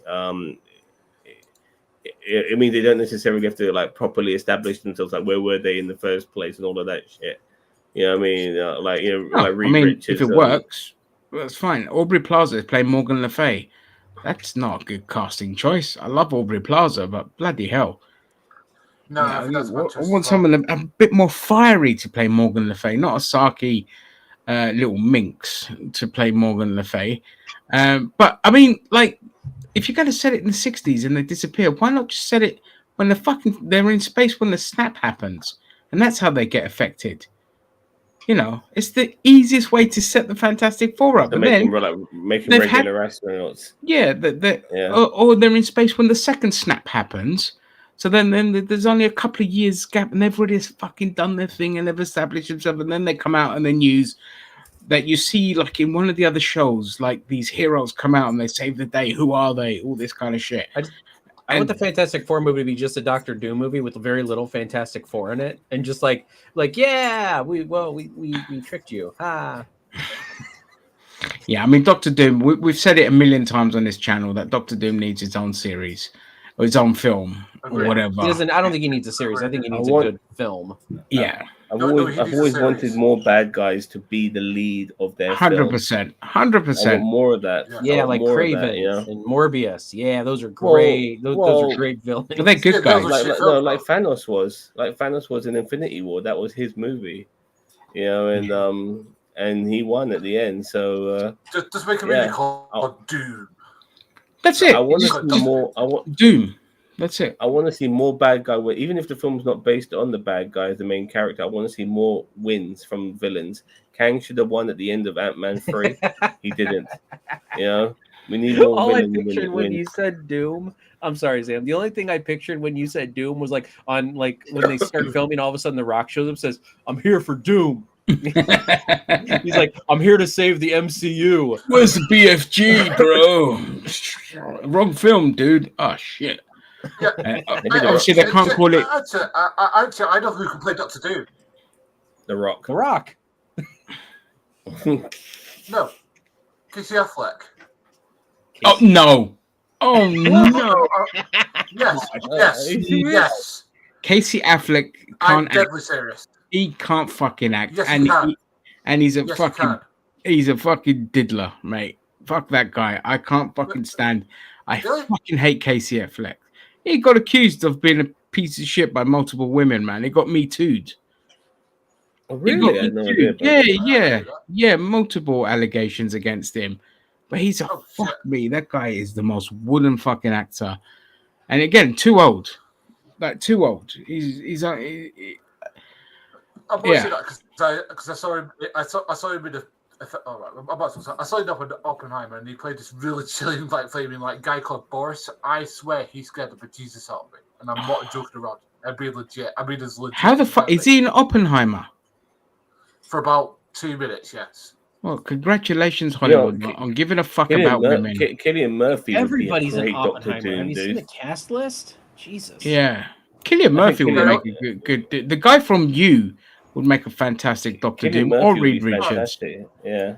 You know, Yeah, Cillian Murphy could play Reed Richards as well, actually, come to think of it. No, he couldn't. No. He'd make a good Doom, but not a.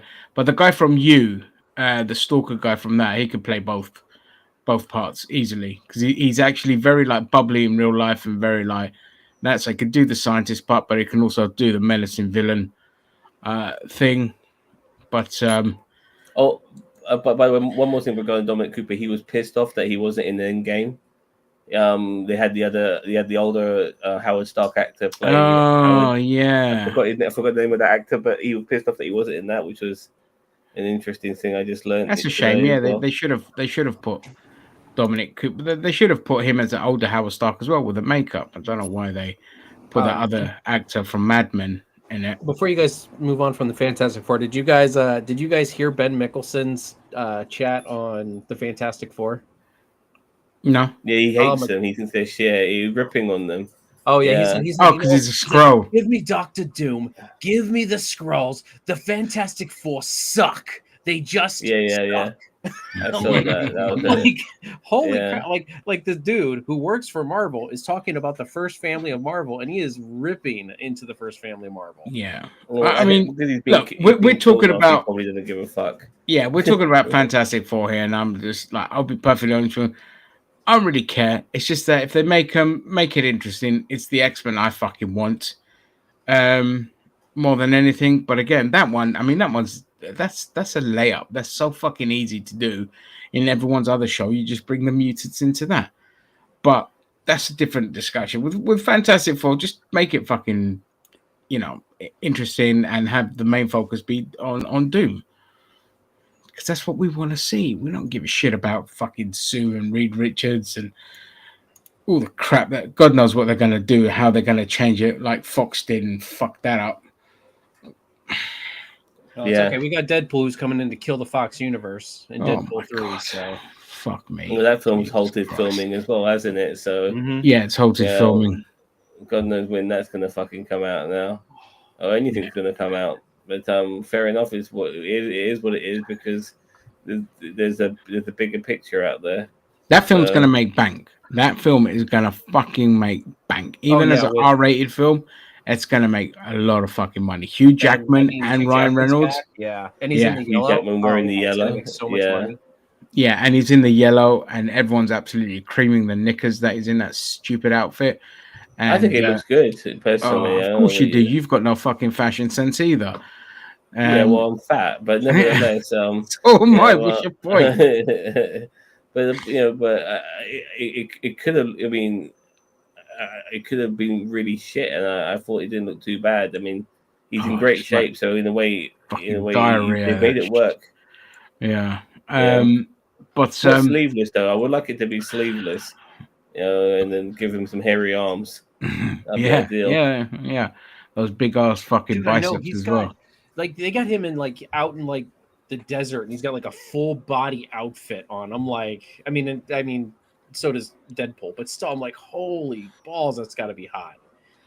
Yeah. Well, imagine for what's his face, Alec Guinness when he was playing Obi-Wan Kenobi, and he's in Tatooine wearing that fucking all those robes and shit. It must have been boiling. Yeah, well, I think Anthony Daniels had it the worst in Tunisia. Yeah. He got cooked in that fucking outfit. Yo, gold member ass or whatever your actual name is. What is it? Arcade. Gold members arcade. Gold members arcade. Probably welcome to the Twitch. Gold member. When I think of gold member, I think of the Austin Power film. I love Yeah. God, I hate that film.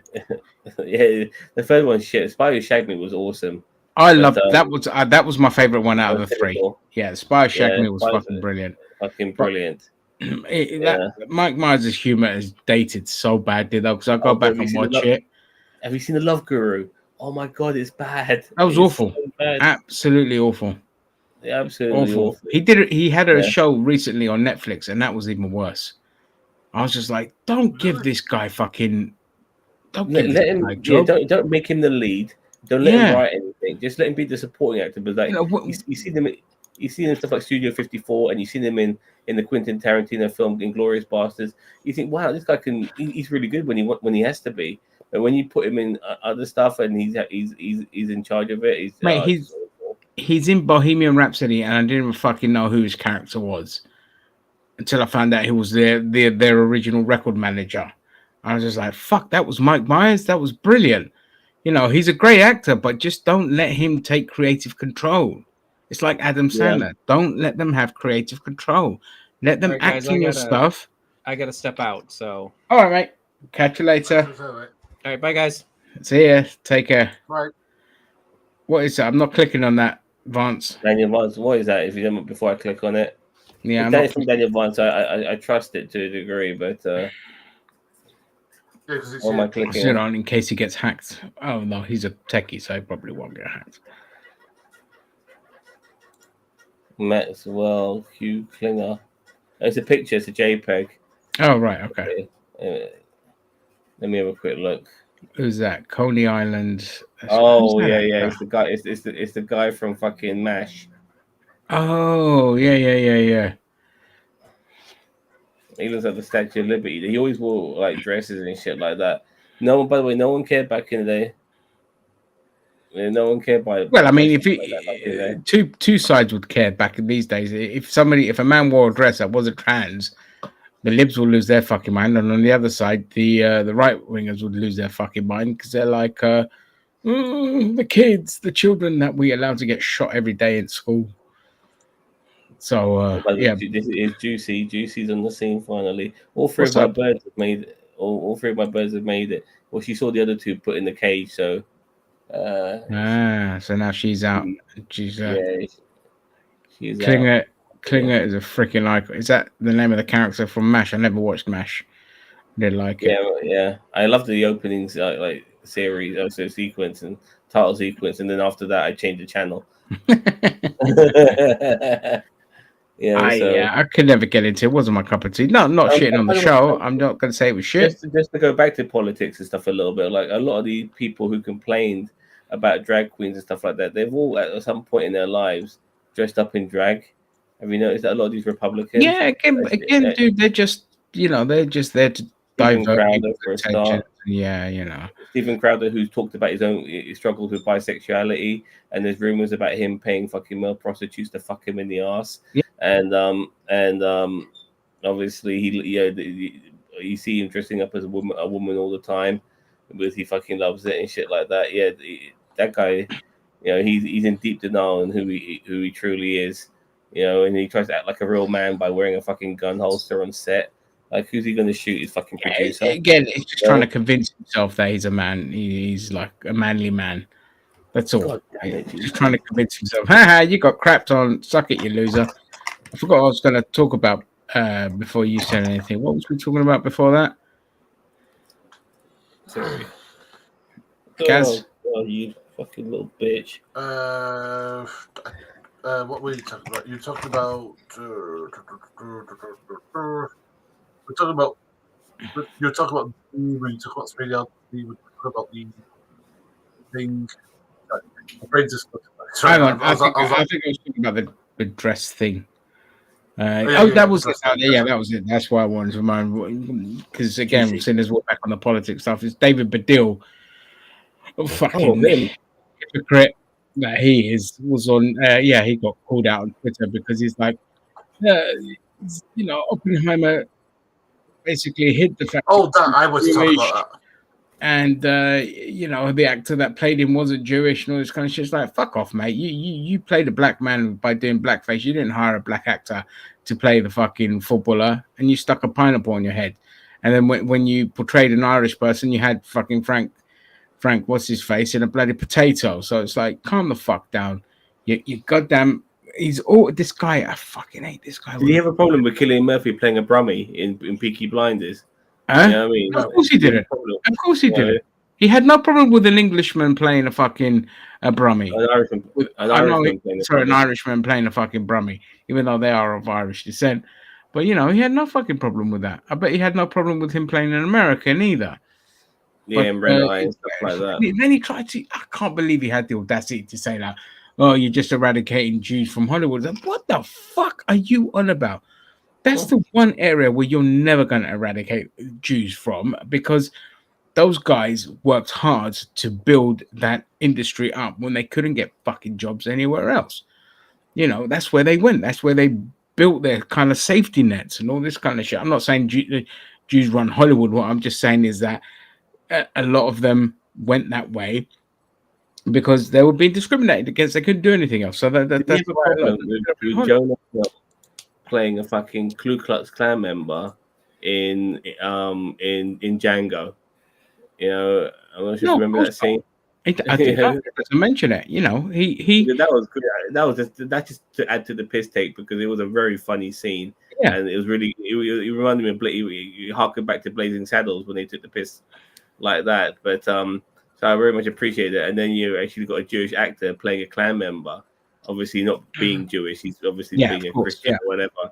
But but Dill's just a hypocrite. Absolutely, totally irrelevant. So it's so fucking stupid. I think Jewish actors play Middle Eastern guys, like like Muslims, basically. Like I've seen it in so many different films. Omar Jalili played a character that was Jewish and Palestinian, but he's neither or. Yeah. In the Infidel. Yeah, it's which was written by Badil, I believe. Yeah, yes, it was. Yeah. But I mean, once he not said anything about Ben Kingsley, he played a Jew in Fabian Schindler's List, and he's Kenyan and Fabian English. Yeah. I mean, but David Baddiel's a Fabian hypocrite anyway, because I hate this idea that you have to be something to portray them. No. You know what? You look a little bit like him, boss man. Yes, I know I look like him, but I hate him because he's a flaming turf. But we'll get to that another day. He's a fucking turf and a fucking liar, and the thing is about this whole thing of you can only play this. No, you can't. If you're the right person for the role, you should get it. I mean, the thing is, as somebody with a disability, they're never going to want to portray us, because sometimes being on stress for people who are like me can be stressful. Or how about the fact that they always cast older actors to play teen actors because of union rules around how under long 80s, how long somebody who's under 18 can be on set for. So if they have an older actor, they can shoot with them for longer, save themselves less money. Why has he never said anything about that? You know what I mean? He doesn't care. He's irrelevant, and he needs to do something to kind of appease his fucking Zionist mates and all this kind of shit. Get his kind of Zionist fucking pats on the back. That's all David Baddiel is now. He's just a reactionary fucking turd. He's just gonna be like, there must be a way where I could be the victim in all of this. And he never accounts for his actions. Like, even with the whole Jason Lee stuff, he's never really apologized for it. He's never accepted it. Even his own fucking niece called him out in his own fucking show, and he still just deflected criticism. So it's just like, you know what?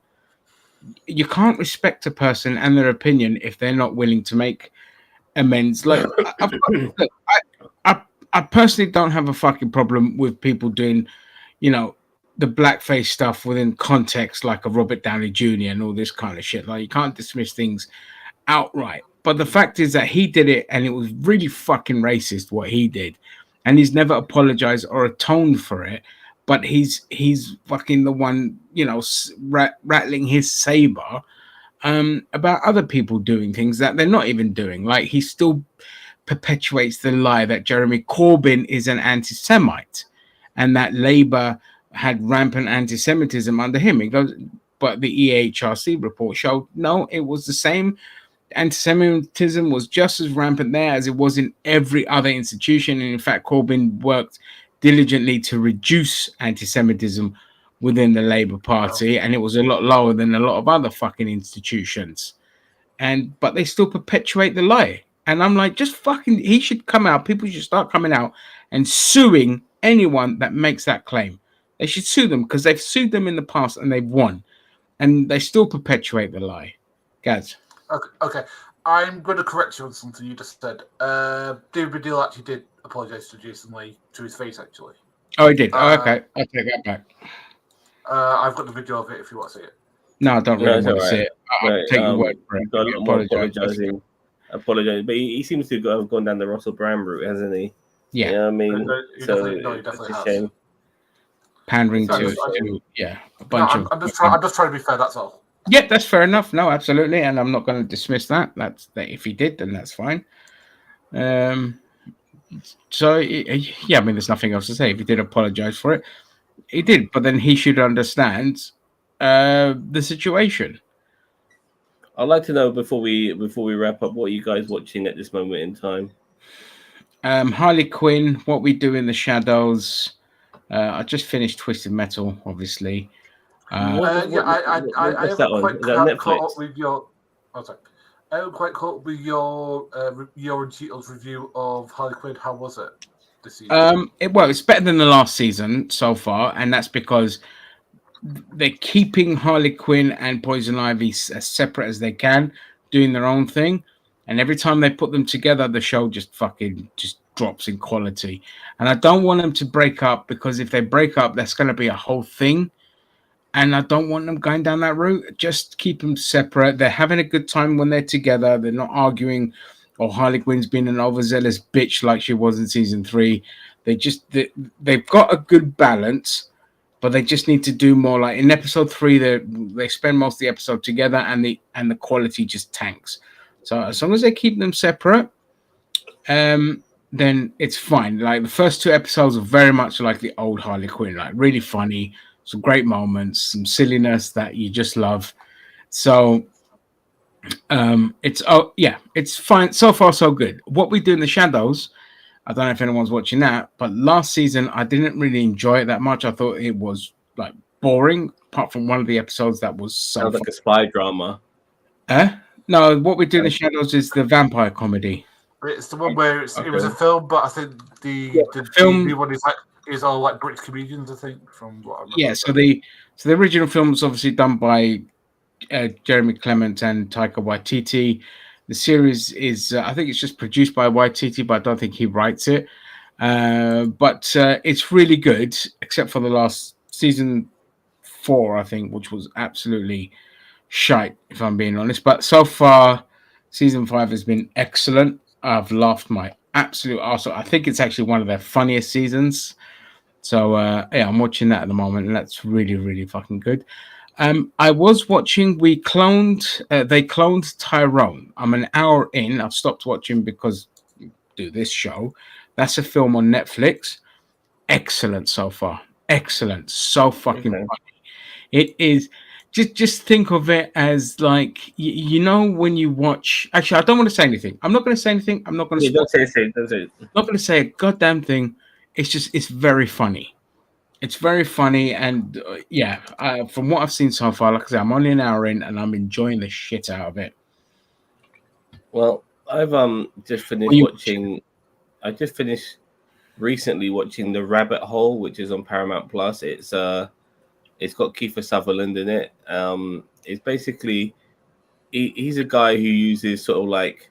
It's a bit like Hustle in the sense that he's a guy who uses sort of like conning techniques. What's it called? The Rabbit Hole, but it's not like Hustle in the sense. It's more like it's like if Hustle met 24, so to speak. Right. Okay. But he's not Jack Bauer. He's got a bit more charisma and character than Jack Bauer in Kiefer Sutherland's performance. But he has like an industry where he's able to use misdirection and conning techniques and stuff like that to get certain jobs done for other people, but then something goes wrong, and now he's being framed for something, but he's still doing some of the skills he has to get out of jams. Charles Dance is in it as well. It's a good show. It's okay. I mean, it could have been a lot worse. I just finished watching that. There's a series called Lioness with I've seen that. I've heard about that. Zoe Saldana? Yeah. Zoe Saldana, yeah, and it's got a few actors made by Tyler Sheridan. Namaste, Rick B. It's made by Tyler Sheridan, so it's part of that thing he's got going on with Paramount Plus. It's got a few of the actors. Isn't he the Yellowstone guy? Yeah. You see, it's got a few of the actors you've seen in other Paramount Plus projects as well. It's okay. It's not too bad. You know, it's just about like a couple. It's about a unit. It's not just about female soldiers. It's about a unit of soldiers, but it mainly focuses on a couple of the female ones. And I've also started watching Manifest on Netflix. Just gonna let my cat in. I'm still here. Yeah, Manifest is basically about a plane that disappears like for 5.5 years, and then comes back after 5.5 years. Now the people on the plane don't realize they've been gone for 5.5 years. They just think they've just gone in the sky and landed again, and everything's hunky dory. But they've been gone for 5.5 fucking years, and yeah, and so there's these twins. Like one of them was on the plane, one of them wasn't. So like one of the twins is 5 years older than the other twin, you know, and and they're kids. They're still kids. So like one's physically different than the other twin. And situation. Yeah, and people. Some people have aged a little bit. Some people haven't. You know, and like it's just like what's going on, what happened to them, and there is a mystery regarding all of that, and it is interesting, and it gets supernatural and all of that sort of stuff. But I'm finding it enjoyable so far. You know, there's a lot of people who are on that plane, so there's a lot of stories to be told. You know, so it's a bit like Lost. But no, I don't want to say that. Yeah, where somebody's gone like, but because there's a supernatural element to it, so it's got some of that Shyamalan feel to it regarding certain things. But it's all right. I'm enjoying it. So all right. Yeah, it's okay. I mean, I'm trying to make myself say, okay, look, just pick this and go. Just watch it. You know, don't hesitate. Don't think twice about looking for something else. Pick this, watch it, go. I have to get onto Oppenheimer at some point as well. I'm gonna wait for that to come out on digital. Then I'll fucking watch. Sam, I'd tell you to watch it, but I would stress this: it's very talky. If that's not your sort of thing, you will. No, I'm fine with that, dude. As long as it's interesting. But again, it's a dialogue has to be engaging. I mean, but don't get me wrong. Honestly, I don't care. And I'm not saying this because people think I'm a Christopher Nolan fan. I'm saying it because it's a fucking awesome film. Yeah, no, you're not a Christopher Nolan fan then. Yeah, if you're not a Christopher Nolan fan, you'll enjoy it because. Are you a Christopher Nolan fan? That's what I'm wondering. No, I don't do that whole shit because I just go for if someone makes a good film, it doesn't matter who the director is. Because I hate that shit. Yeah. I mean, I'm not a fan of his stuff, but I'll still watch. Like again, I'm happy to watch Oppenheimer, even though I'm not a Nolan fan. I used to be, but all this stuff lately has been shite. But this is a return to form, I will tell you. Yeah, that's what I mean. That's why I want to watch it because it looks good from what I've seen. So I still can't get over the fact that when you go on about people going about directors, like Joel Schumacher directed both the Batman and Robin and Falling Down. And Falling Down is in my top 10 of greatest films of all time, and it's hard to believe that they're the same fucking director, but but then again, when you see certain directors trying to break out their mold, like I was always impressed with Steven Spielberg when he made films like Munich and Schindler's List. I'm thinking to myself, wow, this guy really is trying to be different, and there are the Spielberg isms in those films, but nevertheless, you can tell that he's trying to break the mold a little bit. Schumacher, again, he was a victim of John Peters. So he wanted to. He was the right man to bring in, funnily enough, to carry on Batman. But the studio were like, no, we want it much more kid friendly. We want to sell toys, and that's the bottom line. Because in the 90s, everything that was R-rated in the 80s was turned into a fucking kids cartoon or a kids show in the 90s. RoboCop. RoboCop, Aliens, Predator, Terminator. Yeah. Fucking you name it, there was toys of it. I remember because it was like the kind of heyday after the whole Star Wars kind of license fell, and they did all this kind of shit. And so because of that, unfortunately, poor Joel Schumacher had to give us the garbage that we got. And we couldn't get I would have loved to have had Joel Schumacher's Batman, because we would have gotten something as fucking mental as Falling Down, which is one of my all-time favorite films. It's in my top 20 easily. It's such a great film. And you know, I love how we focus on the antagonist. I love films like that. I love that shit, because they're always the more interesting characters. So but Robert Duvall was the protagonist, and he was the secondary character. Exactly. But I'll still watch, like, even with Guardians of the Galaxy 3. I hate fucking James Gunn, but I still watched it. And I said I didn't like it, but it was less shit than the second one. You know, so I'll give everything a fucking chance if it looks interesting. Because Gary's right, like, it doesn't matter who the director is. Like, even a Michael Bay film, like, I'll still watch it because it's absurdly stupid. Yeah, like I like The Rock, even though I don't really like his other films. That was Bay in his heyday, you know what I mean? Armageddon's okay. I've got a soft spot for Bad Boys. I mean, yeah, exactly. You know, Bad Boys because the Rises. All right, I'll get onto that in debate about your Gio. Yeah. Well, I'm not going to fucking retread. I don't dislike The Dark Knight Rises, but I don't understand the hate for it. You know, either. No, I get mind. it, but I get it. People don't. I don't. I think people don't like it just because people are stupid and don't understand that film was made in difficult circumstances. Okay, because the main actor he probably would have cast died, and that fucked. You mean they would have brought back the Joker? Oh, you're talking about with Heath Ledger? No, that's irrelevant. The plot was fucking stupid. Like, everything's going well, then Bane just comes along and was like, I don't like all this. I'm going to destroy it. But crime is down. Like, the city's in a good place, and you come along and fuck it up. What a dumbass, bloody! Hate that fucking film. I'll explain with fans why I like it. So yeah, that's fair enough. You got the. I thought the Talia al Ghul twist was a nice little move. Yeah, I mean, bringing her in was a nice little twist. That's coming up in Debatomania, so let's cut that off now because we don't want to repeat. That's what I was trying to do. Yeah. Sorry. Yeah. But I mean, he's done. But I mean, like, for example, Tenet, for example, even though I think it's okay because I like James Bond stuff, I can still acknowledge that it was really flawed nonsense. Yeah, that film was nonsense. I couldn't make it through the whole thing, unfortunately. But I can't wait till they bring out a James Bond film. I'm already itching for the next one.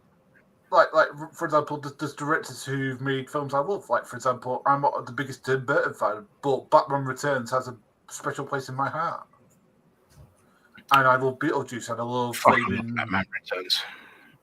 Bit too many clowns for no Joker, you know what I mean? Yeah. I love that. That was my favorite out of all the Batman films. That's still my favorite. Batman Returns. I'm not mad about that because that has a special place in my heart because that actually got me into Batman. Because this is why, and it's nothing to do with the film itself. It's because back in the day, we used to have a big, massive Warner Studios store in Manchester in the Airedale. And in like one of the when you have like sort of like these shop windows, one of the big one for Warner's was the Batcave, and I used to every weekend when my mum went to the Arndale it sit outside that window. I must have spent. It was there for about 4 or 5 years. After the Cat, film. you're so needy today. After 4 or 5 years, so because of that, it has a special place in my heart because that's what got me into Batman. Oh, nice. That's good to know. So that's good to know. So, yeah, it's nice when you hear stories like that. Why things have a special place in their heart. Mhm. Yeah. So yeah, I mean Tim Burton. Oh fuck, I was a big fan of his stuff. But Johnny Depp wannabe. he just, I don't think I liked anything of his after Sleepy Hollow. I think everything he's made after Sleepy Hollow has been shit. I like Sweeney Todd. I like that. No, I wasn't. I can't say I was a fan of that. Big Fish, all that kind of crap. I just didn't like. Yeah, I saw that. I didn't like that either. What was the? Did he do Jack the Ripper movie? That was Sweeney Todd. No, not Sweeney Todd. From Hell. That was the Hughes brothers. That's the people who did From Hell. Yeah, that wasn't. Okay, yeah. That's the guys who did The Lost President's Day Black. Yeah. I mean, to be honest with you, and plus the things I've heard him say recently, I've just been like, oh, really scary. Like he said that he'd never cast a black man. I'm like, oh damn. Did he say that? Yes. Well, He again, never cast a black man. That's his choice. In the lead role. That's his choice as an artist. Well, hang on.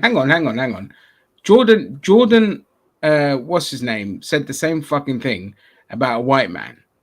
He said, I would never cast a white man as a leading actor. And I'm like, yeah, you're the director. It's your art. It's your fucking choice. If Tim Burton doesn't want to do that, then that's his choice. As shitty as it is, unless it's a massive. You don't see a difference between the two, though. I do see a difference. I'm just joking. For fuck's sake. Okay. It's hard to tell. Making sure that people know that you know. There's a big difference. Because Jordan Peele gave the reason is that, look, there's plenty of fucking leading white men, and in my stuff, I just want to have my my lead actors to be black. And I'm like, fair enough. There's plenty. There's opportunities. You're giving opportunities. And, Jordan Peele is mixed race, by the way. But even he still recognizes that, hey, he and Peele are both mixed race. They're both mixed race, and they always say that. Look, they're more. They've always said that they're more white than they are black, kind of thing. I'm like, no, you're just more you than you are anything else. And but with a Tim Burton film, you never see anyone black in his fucking films. I don't even know. I honestly can't remember. So he must have been triggered when they wanted to put Damon Wayans as fucking Robin. Like he must have had a meltdown. I'm so glad that didn't happen, to tell you the truth. Fuck me. You know what I mean? For the first time about it back then. It's not because it's not because he's black, it's because it's Damon Wayans, and I don't like the idea of him being Robin, regardless of his race. I got that wrong. It was it was Marlon Wayans. Oh, are there any of the Wayne fucking brothers? Oh yeah, no, I'm with you. I loved In Living Color and some of the early stuff, but no, I wouldn't have wanted him as Robin. It's not even that. I don't even like the idea of a black person being a sidekick to a rich billionaire. There's something wrong about it.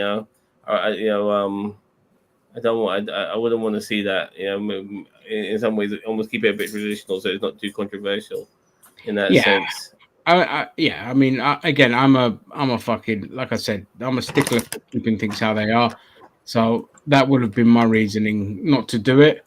But then sometimes it just depends on the actor. Like they wanted Will Smith at one point to do. Hold on, no, they put Billy D. Williams in his fucking as Harvey Dent in the first Batman movie. And he was meant to have one of the main parts in the third one. He was supposed to be, he wasn't Harvey Dent in the third one, which was sacrilege.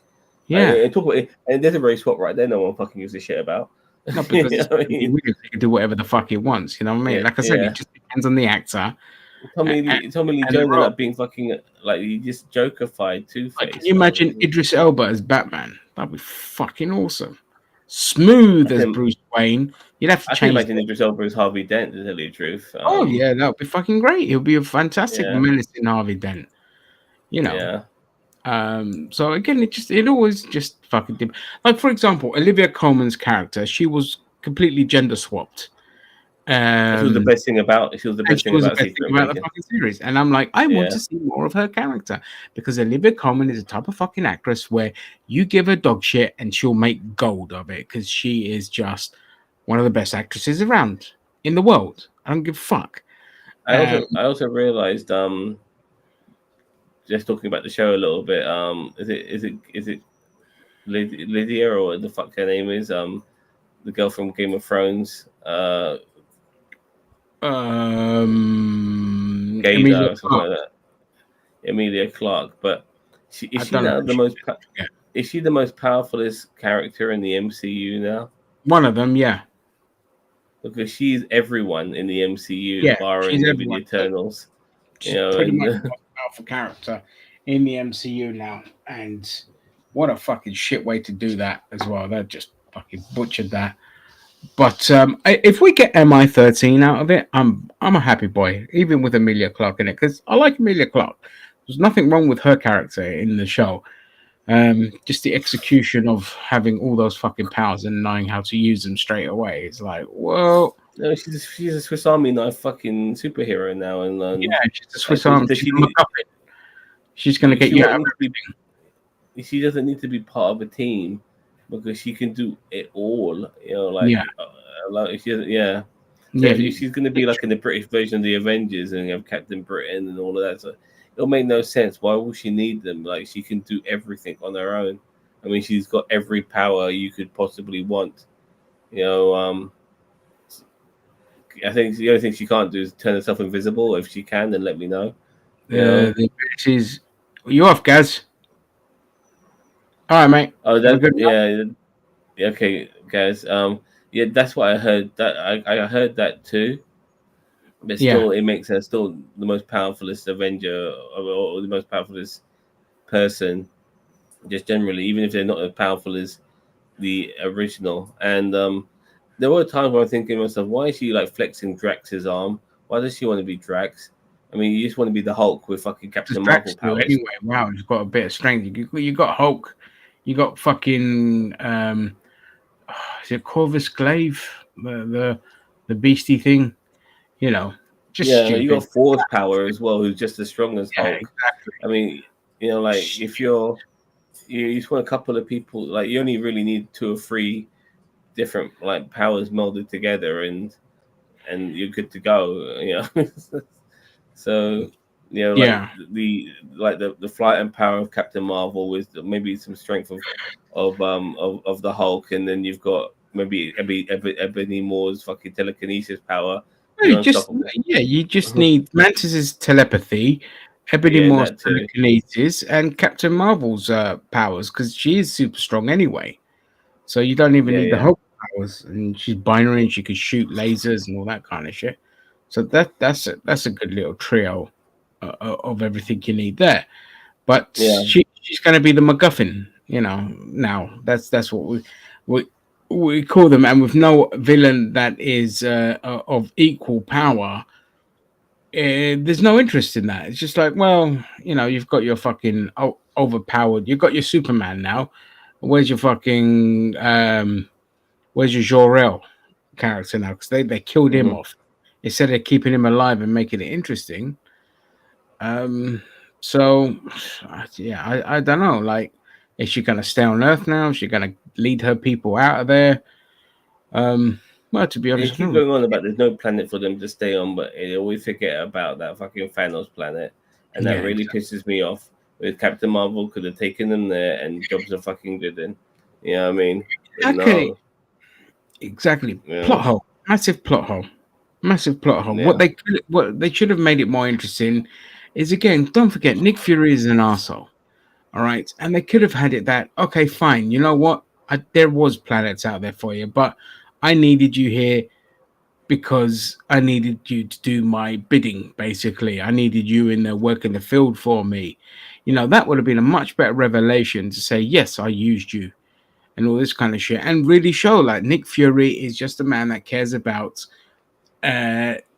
preserving certain things at whatever the cost, even if it means betraying people's trust and all this, because that's what he is in the comics. He doesn't give a fuck about you. He cares about protecting the planet and the protecting greater good.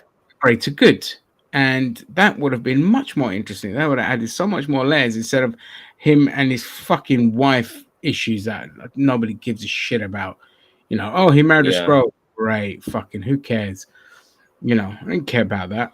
I wanted the fucking you know, as well, like watching Angry Joe, like he's in that funeral place in Finland, and he's ready to go to war with the Skrulls, and like he's opening different compartments, and all he's getting out is a 9mm and an eye patch and a jacket. Like it's not that amazing. Like you could have put all of that shit in one fucking box. There's no place they could have gone with the Skrulls to escape propaganda. That's bollocks. They could have stuck them on that Thanos planet. There's nobody else on there. There was literally nobody else on that fucking planet, so they could have just stuck them on there without the Kree. You're damn right. Knowing. Damn right. Luckily, we're at the end. Yeah, we're at the end now. We've got an extra hour more, but it's been nice. You know, it's always nice to kind of chat whatever shit towards the end of it. And when's Invincible season 2 coming out? Soon, very soon. Yeah, well, that's not really an answer, is it? I know it's fucking coming out soon. I don't know, mate. What can I say? Because I just fucking. Because I've already done like I know you didn't like Atomy, but I didn't mind it. It was a bit long-winded at times, but it got me ready. Oh, November. November. Yeah, why is that? That's fucking soon. That's not fucking soon. That's winter. Yeah, that's winter. That feels like forever away. That's like half. That feels like fucking half a year away. You know what I mean? It's 3 months away. That's long. We're almost at the end of July, aren't we? It's the last. Well, we're into the last day now. I mean, for Daniel Vance, it's still the 30th, but it's just turned 31st for us. Yeah, it's the last day. Loki season 2, October the 6th. Yeah, no chance of them doing the reshoots on Jonathan Majors at this rate. I'm 50-50 with Loki. You know, again, because of the current state of the MCU, it'd be a miracle if this is any fucking good. We'll see. The Chapek era of the MCU is fucking... Nothing feels connected anymore, though, Ginger. That's the problem. Like I said, there's a fucking Celestial sticking out of Earth, frozen, this humongous giant thing out of the clouds at the end of Eternals. And since then, that shit, I think, has only been briefly mentioned in a little snippet, if you blink and you miss it, article in She-Hulk. Yeah. You know, nobody even talked about it. Like, what the fuck? Like, you want this to be a connected universe. Don't just connect things when you're doing an Avengers and the whole gang's together. You know what I mean? Like, there's a fucking giant space. There's a giant fucking alien frozen sticking out of Earth, and no one else is talking about it in the other fucking shows. Ridiculous. And that's been going. It's been there for like a couple of years now. Well, I mean, look, with all the shit that just happened in Secret Invasion, how the fuck was that disconnected from everything else? I know you got like your Rhodey and your fucking, you know, all these characters in there, but your heroes in that nowhere to be seen when you just had a massive terrorist attack against the president of the United States. What the fuck? Or the big terrorist attack in Moscow when Maria Hill got killed. Maria Hill, who the Avengers know, you know, stupid shit like that. The Eternal Body would be part of Armor Wars and tie in. Yeah, fair enough, but like it's still there now, and it hasn't been mentioned elsewhere.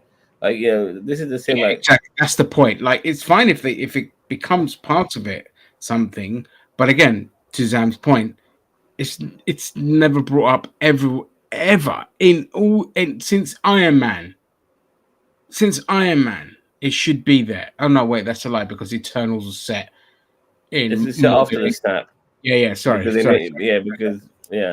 I just keep going back to my brain where it should have been set in the fucking past, and then you could easily explain the hand by not having it there, because they would have taken it apart and moved it. But no, I apologize. I was wrong, but I don't really care. You know, this is my problem, because like the only time sometimes the universe feels connected is once all these actors cross over into the same film.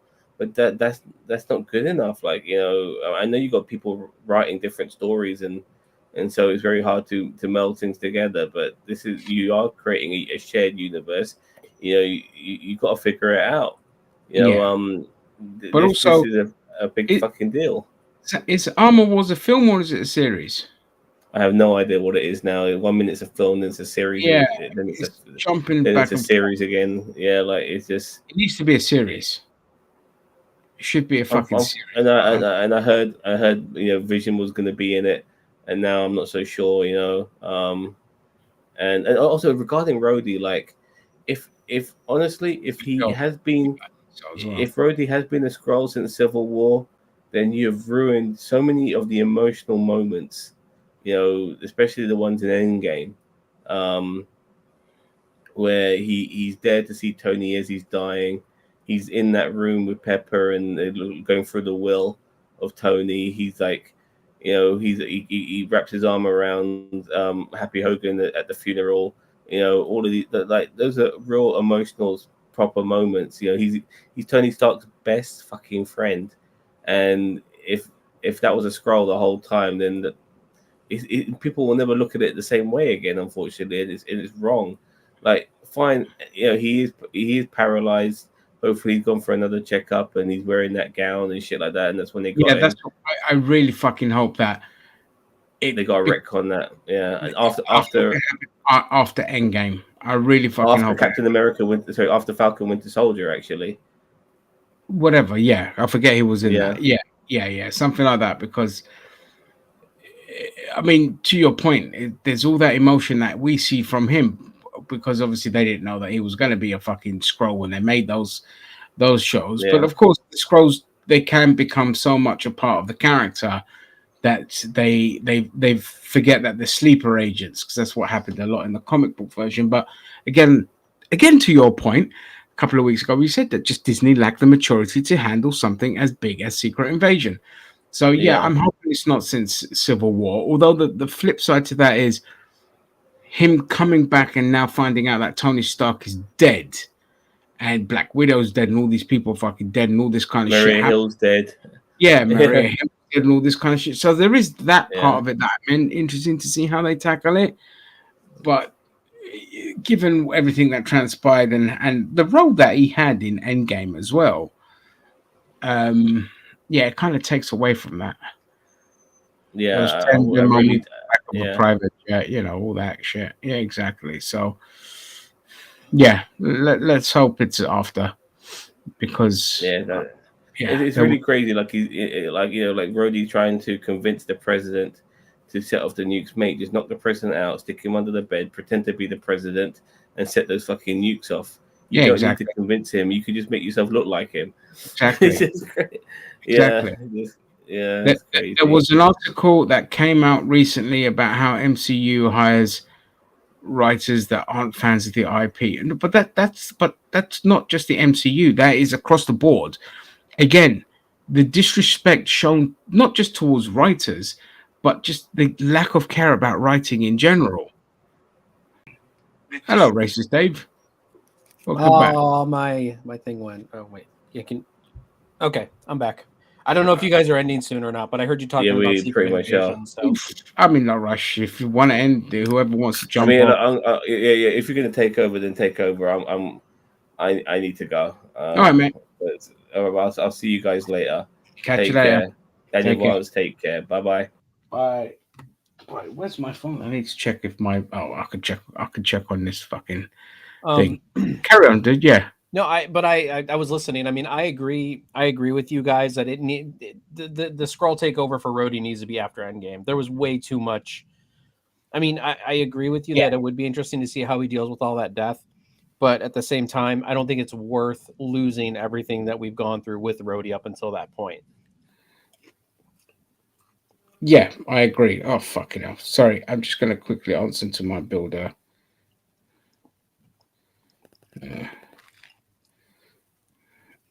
Yeah, because I oh, God's sake. Yeah, that looks fine. It looks strong enough to take my ass. Oh, thank you, Daniel Vance. I'm very thankful for good friends wishing me a happy birthday. Yes, Merry Christmas to you too. Yeah, Merry Christmas. I don't know. I mean, Sorry, I've just got to text my builder. You carry on talking. I don't know. I'm just trying. I mean, yeah, Secret Invasion was just a big letdown. I mean, the series was okay, but the season finale was terrible, and Yeah. they killed off Maria Hill and Talos without any pop in circumstance. I mean, Maria Hill got more than Talos did. Yeah. Yeah, exactly. Wait, she didn't get more pomp and circumstance than Talos did? Oh, because the revelation that he's an alien, you mean? What do you mean? About their death. Yeah, Maria Hill got like a progression and everything like that. And I see what you mean. Yeah. And like, I mean, and all that. I mean, but it's just like, yeah, I don't know. I was very upset by the way that they did all the characters, and yet Old Man Fury's still kicking around. You know what I mean? Like, yeah. I don't know. I was always hoping that Maria Hill would be around a lot longer than Nick Fury would be, so Maria Hill could take over. Well, like she did in the comic books, and it would have been interesting to see what. But you know what? I'll be honest with you, they didn't really do Maria Hill justice in the MCU. She was very boring compared to her character in the comic books. Because in the comic books, she's like a fiery bitch. She takes charge and all this kind of shit. And in this one, she was just there, kind of thing. So I really don't give a fuck, to be honest. If Maria Hill's there or not, it'll be interesting to see who takes over under the President Ross. And now that Fury's kind of possibly gone again, who takes over after when President Ross becomes a thing? I don't know. I mean, the whole. Shield doesn't exist anymore. Anyway, it's disbanded. Yeah, technically, yes. Technically, yeah. So it doesn't really matter. Yeah. No, I mean, I don't know. I mean, and the whole Emily Clark thing, I heard you guys talking about that earlier, like her having every power. It's like the thing about the Super Skrull in the comics was that it only had the Fantastic Four's powers. Like it only had 4 powers. Yeah. Like, and shape-shifting, obviously. But, I mean, that's their natural ability.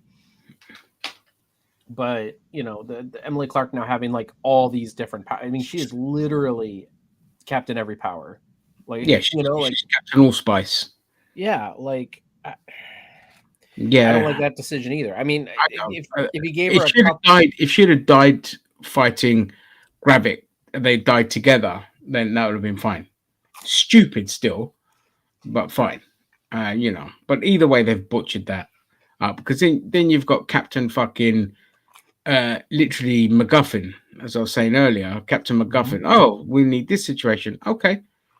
Yeah, it needs to wear off. Like the effects just need to eventually wear off to the point where they just disappear because the technology wasn't completely perfect. Yeah. No, they got it. They got to retcon it somehow. Yeah. I'm sorry. Well, maybe not even retcon it. Maybe that was their plan, but I don't know. But no, it's definitely got to go. What do you do with that? I'd pay to fucking see that. Nick Fury has been a Skrull all along. Changes into the table and half all off Nick Fury. Yes, we want it. We want it.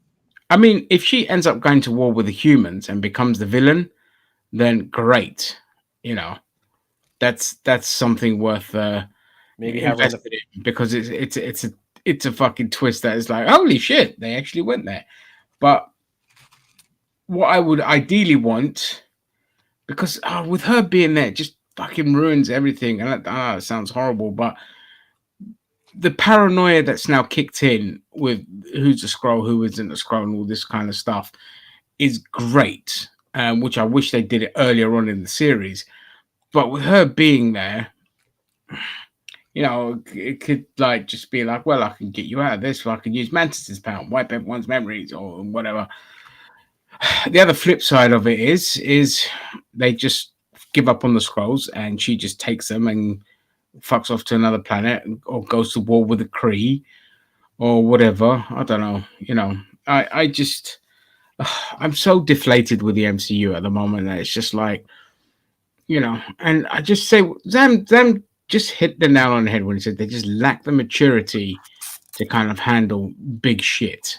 Yeah. You know, if they didn't have the Russos come in and put a kibosh on the nonsense, okay, then the MCU would have derailed a lot earlier, because it was starting to get really fucking irritating with all the bloody constant fucking comedy shit and all this. And then the Russos came along and they're just like, yeah, okay, but we'll make sure that we do solid fucking storylines, because they honestly they fucking elevated the MCU to a whole other level, and since then it's just not matched. Like, as much as I like No Way Home, there's a lot of parts of it that I don't like when the Peters in the scientist lab fucking chatting away, even though you've just lost your Aunt May and all this kind of shit. I was just like, fuck, I hate this, it's so boring. And the way it kind of ends as well, it should have ended on a downer, not him swinging through the thing happy that nobody remembers who the fuck he is, you know, this kind of stuff. So yeah, again, your big world ending events with Shang-Chi and Eternals being a pile of shit and all this kind of stuff. So it's really been like it just downward trend, and the best thing to do really is to just not do anything. Let this, whatever's on the slate, let it play out. Whatever's been made, let it play out. Whatever's on the slate, just cancel it. Wait, and then build up hype around, you know, X-Men and Fantastic Four and all this kind of shit. Because, I mean, yeah, there's nothing really, you know, Thunderbolts may or may not be good. Brave New World, I reckon that one might be a surprise. I think that one's going to be the one I kind of like. As long as it's a political thriller, then I like it. Well, do you know, there's been rumors that you guys were talking about the Celestial in the ocean. That's going to come into a play. Yeah, Vance was saying earlier, he was saying that that it's gonna be like part of the Armor Wars, and it's adamantium and all this kind of stuff, which is great. That's great that they're doing that. But the fact that it's not really come up since it happened, that's what pisses me off. But now that they're gonna do that, that's great. That's fine. You're right. It has taken too long for people to take notice. Yeah, exactly. Way too long, you know. So at least they're gonna retcon it by having it actually mean something, not just a fucking arm but sticking out. But again, like we said earlier, don't fucking care about the Eternals coming back. You can keep them out forever. Echo, Agatha Harkness, even fucking Daredevil. It's just like, I don't want Disney's Daredevil. I just can't see them doing it justice. I hope Charlie Cox just fights for that character and just, no, I'm not doing silly bollocks. You know, I want it similar to Netflix, and I wanted to see, and this is what amazes me, like the fucking hypocrisy with Disney. You try to, you know, you wanted to focus on a more diverse characters demographic. How the fuck have you not grabbed Luke Cage and made a series of Luke Cage? Like, that should have been the top of your list. Absolutely ridiculous. And the actor's come out and he's just said, no, I'm done with Luke Cage. That's it. I'm not coming back for Luke Cage, because he knows that Disney just got nothing for it. And I'm like, you fucking hypocrites. You're constantly pushing for the diversity stuff. And then you had one of an interesting diverse character, Luke Cage, who's a big fucking deal in the bloody in Marvel comic books. And nowhere to be seen. You know, Jessica Jones, nowhere to be fucking seen. You're female, nowhere to be seen. So it's just like, I mean, okay, I could argue that because of the Netflix deal and all that, but you could have announced that, yeah, we'll make a fucking Luke Cage as soon as the Netflix deal expires. But no, nothing. So, see ya, mate. Take care, Vancey. Yeah, but I just say, just fucking after Daredevil, not Daredevil, what is it that's coming out first that they're making? Deadpool 3. I think after Deadpool 3, just put a pause, go back to the writing block, or use Daredevil to bring in the fucking mutants. I don't know, something.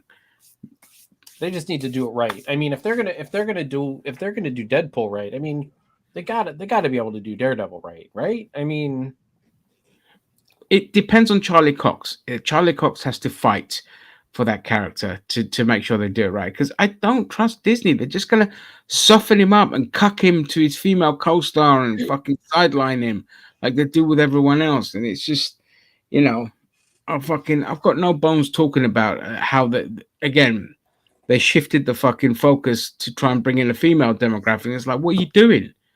You bought the property because you had nothing for men, and you bought this property and you're trying to feminize it, and it's just like you failed at that because you can't write women. You do a disservice to women, whereas the fucking boys half-assed it and does the most incredibly compelling female characters. You know, so it's one thing if you want to go for a certain demographic, but when you do it so badly, you've alienated both sides, you know, and so they have to go back to focusing on the male demographic, but also focusing on writing better than their fucking one-dimensional, emotionless fucking women that they write, because it's just it's old hat. But Vance, again, you know, they just have no respect for writing or writers, and I hope the fucking strike just cripples these motherfuckers. I hope it absolutely destroys their stock prices, and they start putting some respect on creativity, because that's the other aspect of it. You know, they're churning all this crap out. They don't have respect for the writers, and like it says, they hire writers that don't give a shit about the IP. And we talked earlier. We had that whole discussion earlier about I'm going to put my own spin on it. It's like, fuck you. You make your own thing and put your own spin on your own thing. But when it comes to something that's established, you better not. You know. Yeah. Well, I mean, that's one of the big things that always gets them in trouble. It's just that, you know, they don't think before they act when it comes to stuff like that. You know what I mean? Like they're just like, well, you know, they still have that mentality. They're probably the ones who gave nerds wedgies in school. They're like, well, we're just going to take it and make it our own thing, and you're not going to do anything about it because you're a nerd. Yeah, exactly. We're gonna do what we did to Cavill and just call you toxic, and an incel and a sexist, misogynist. It's like, oh yeah, okay. Well, I'll tell you what, we're just gonna click off. Yep. And unfortunately for them, the anti-woke mob are fucking winning, and it's frustrating for us who just want to see a good fucking product. Don't give a shit about all that kind of shit, and it's just like, well, fuck. You know, you're kind of proving their point, and you shouldn't be proving their point. It's just like, I hate that. Yeah. You know, so yeah, just yeah, you know. Yeah. Yeah. There's nothing much else to say. It's, you know, DC's the same though. DC is the same fucking thing. They need to mature their shit and fucking respect creativity and not just churn out generic shit. And hopefully James Gunn can steer that ship. Yeah, that's it really. Hopefully. Yeah. I mean, look, James Gunn has had some good stuff, but I mean, I don't hate him as much as you do, but I see where you're worried. You know, Guardians was a hit, but I mean, that was just because I think that was a lightning strike in the dark, or I don't know. Well, it was played, you know, it wasn't over the top with the humor. The characters didn't know each other, so we weren't getting these petty, stupid family feud argument type things. And you know, there was a villain and there was a goal, and they got to that, and all this kind of shit, and it just worked. It was a great film. The second one was just them all fucking arguing with each other and bitching with each other, and a shit villain that went nowhere. And the third one, again, same shit. Really, just a bit darker. Yeah, so, I mean, I think they did a good job by Rocket in that movie. But yeah, the villain, absolutely, they accidentally wasted the High Evolutionary. They wasted the High Evolutionary, to the point where I don't give a fuck if he survived. Like, yeah, right. Like everyone's like, "Oh, he survived." I'm like, "Why? So they can butcher him again?" Yeah, exactly. Like I don't give a shit. So yeah, there's there is worry there for with James Gunn as well. It's the fact that he's going to want to bring in all these weird, obscure characters. That it's too soon to do that. Because Suicide Squad, I don't even think that was a flop as well. Well, it was a flop, but it also came out on streaming at the same time. So, You're right. So, I mean, honestly, I feel like Suicide Squad would have done much better in theaters if it would have just been a theater exclusive, and then I mean, because they said that the streaming numbers were really good on Suicide Squad the opening day, but I mean, they couldn't do what Disney did with Black Widow, to charge $30. Yeah. Which, I mean, I don't disagree with Disney about doing that during the pandemic, but it's like, yeah, they got screwed with the whole Johansson thing. You know what I mean? Like, yeah, she sued them for it and she won. Yeah. Oh, I mean, and I think she should have been compensated for those sales. 100%, because that was in the contract, and because Disney are such litigious motherfuckers, I'm fucking glad that she sued them. I'm like, you get what you're owed. They've got even if that film doesn't make the fucking money, they've still got the money to pay you. So you damn get what you're on. And look, 3 years later, and look where we are now, where all the actors are like saying nobody's getting compensated enough. The residuals are fucking bollocks. They're getting like 1 cent of residuals. I can't remember who the actress was. Was it Kirsten Dunst or somebody who just got like a check for 1 cent sent to them, and that was their residuals. For what? One of the films or shows that they're in. I thought you were talking about for Spider-Man. I'm like, what? No, not for Spider-Man. No, just like recent stuff, like during the streaming era. Sent a check for 1 cent. That's hilarious. I'd freaking throw a penny in an envelope before I did that. Yeah, exactly. Just fucking ridiculous. Like, so, yeah, I just let the strike carry on. As I said, I'm nowhere near against the strike, even if we have to wait a little bit. I mean, I'm patient. I'm okay with waiting around a little bit. I mean, I know, Star Trek will probably be delayed, and I know the movies and the MCU stuff will probably be delayed, but you know what? It is what it is. I mean, yeah, I don't really again, even if let's just say it's 5 years down the line, I don't care. Like nothing excites me anymore. Barbie excited me because that was you just like dolls. Well, but I tell you what, that film was sexy as fucking hell, man. Like the women in that, Jesus fucking Christ. I was just like, I didn't expect such like lovely outfits and bikinis and all this kind of shit. I honestly thought that they were gonna fucking play it down, but given they took vaginas and all this kind of shit in the film, I'm just like, oh, okay. Well, they even said it's not meant for kids. It is meant for people who grew up playing with Barbies. Yeah, exactly. Is nowadays not. I mean, kids don't play with Barbies anymore. Like, no. My daughter barely played with Barbies back then. So it's just like, honestly, it's for the like adults right now. It is the way to play it. And more adults collect Barbie. Like more gay men collect Barbie than fucking little girls collect Barbie. These days, it's the same with all toys now. The majority of the collectors nowadays are mostly adults. Well, there is a pretty significant collection of toys that women get nowadays. They're just Barbie. Yes, they're not Barbie. They're something else. They're Bob. They're Bob. Yeah.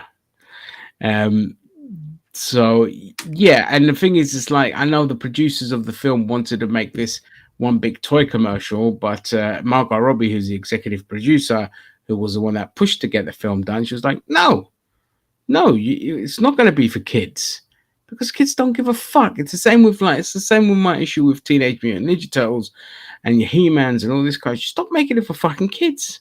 Yeah, don't make it for kids. Dude, that's what worries me about the Gargoyles. I mean, I'm glad that they're doing a live action Gargoyles, but make it dark and make it like bloody. Like these are gargoyles. They have talons, like they have they can rip people in half. Now, not that I want them just going around ripping people in half. No, I know. It's a Disney film as well, so it's not going to be good. Let's be honest. I know. It's just not. It's like Kenneth Branagh could be a saving grace in there. They'll make it watchable, but yeah, he'll make it watchable. But it just fucking depends on what the studio wants. and the stupid shit they do. If they just leave him and just be like, trust me, I got this. I did Thor. I know what I'm doing, kind of thing. I want them to like, but I want them to go rated R with it because like, look, I tried to sit my kids down to watch Gargoyles with me. They had no interest. I'm like, don't market to the kids. Market to the kids that grew up. But that's what you need to do with every product. Stop trying to target the audience that isn't there. Yeah. All right. And kids aren't there. Kids will watch Ben 10. If you made a Ben 10 film, that's what they're going to watch. All right. Avatar, Dragon Ball Z, whatever shit they're growing up with now. That was, from 10 years ago or 5 years ago. That's your kids' audience. You make a fucking epic Paw Patrol film. That's your kid audience. But something that's 25 years old, yeah, are you fucking stupid? It's like, again, with Teenage Mutant Ninja Turtles, you keep fucking making it for kids. Fuck off with that. No, man, make it like the comics. Go all in on Just it. Go all in, go all R, and I guarantee. And you know what? Doesn't have to be films. They could do that with animated movies, like DC's does with their stuff. So it doesn't have to be big, expensive, and all of that. Well, I mean, you got the Batman versus TMNT, which was actually I thought relatively good. You enjoyed it, yeah. I wasn't a fan of it, but you enjoyed it. But the comic book was fucking excellent. My God, yeah, especially the second volume. Well, but here's the other thing: is that you got a dude who got like a ninja star in his forehead, and there was blood and everything. Like so. Now, granted, the turtles didn't use their weapons like they should, because they're weapons. Yeah. But still, I mean, I no, they just need to go all in. That's what I'm hoping for this Last Ronin game. Yeah, the Ronin game. Oh man, they better go all in on it. Yeah, yeah. Don't fuck about. Don't try and make it for kids. If they make that shit like kiddified, then that's it. They've lost. They've lost the audience for good. No, we've lost. Well, we've lost as well. But kids don't give a shit about like teenage. The recent awful reiteration of them was fucking terrible. I know the 2012 one was very good, like the 3D one. That was good. Oh yeah, I love that one. I thought that one was completely underrated. Yeah, very much so. But then the one after that was absolutely terrible. And this one, the Michael Bay ones, or the ones that he produced. No. I'm talking about the series stuff, not the films. Oh, okay. Did you ever watch that Turtles Forever I suggested to you? What was that one again? Turtles Forever. It's where the 80s Turtles crossed over with the 2000s Turtles, and it's just like a big comedy. Oh, no, I haven't seen it yet. It's so good, I think man. I had it saved somewhere, and But, it's like with Masters of the Universe, I mean, like Kevin Smith, they did the right thing giving it, not to him, but to giving it to somebody who grew up with the franchise, and it wasn't kiddified, but it was just badly written. It was just badly written because it was fucking Kevin Smith. And the thing is, I liked the premise of it. He-Man dies, he goes into the afterlife, has to get back. Teela kind of takes over. That's a great premise. But the thing was so melodramatic. It was so melodramatic, and all the characters were just throwaways. By the end of it, I wanted to kill myself. I was just like, fucking hell. I don't even think I watched the second half of that. I watched the first half. I don't think I watched. Awful. And I'm sorry, as much as I love Mark Hamill, he sucked as Skeletor. Really? I didn't think he was that bad. I didn't like his Skeletor at all. Oh, okay. Anyway. I'm one of those people that are like, Mark Hamill is an animated, can do no wrong. So I got rose tinted glasses. Yes, you do. But all right, I'm going to end it there because I've got my builder coming to change my toilet. Yeah. It's a new era. Well, hopefully he doesn't have any troubles doing it. Because, anyway, all right, bye everyone. There's only one person watching, so I will just end it there.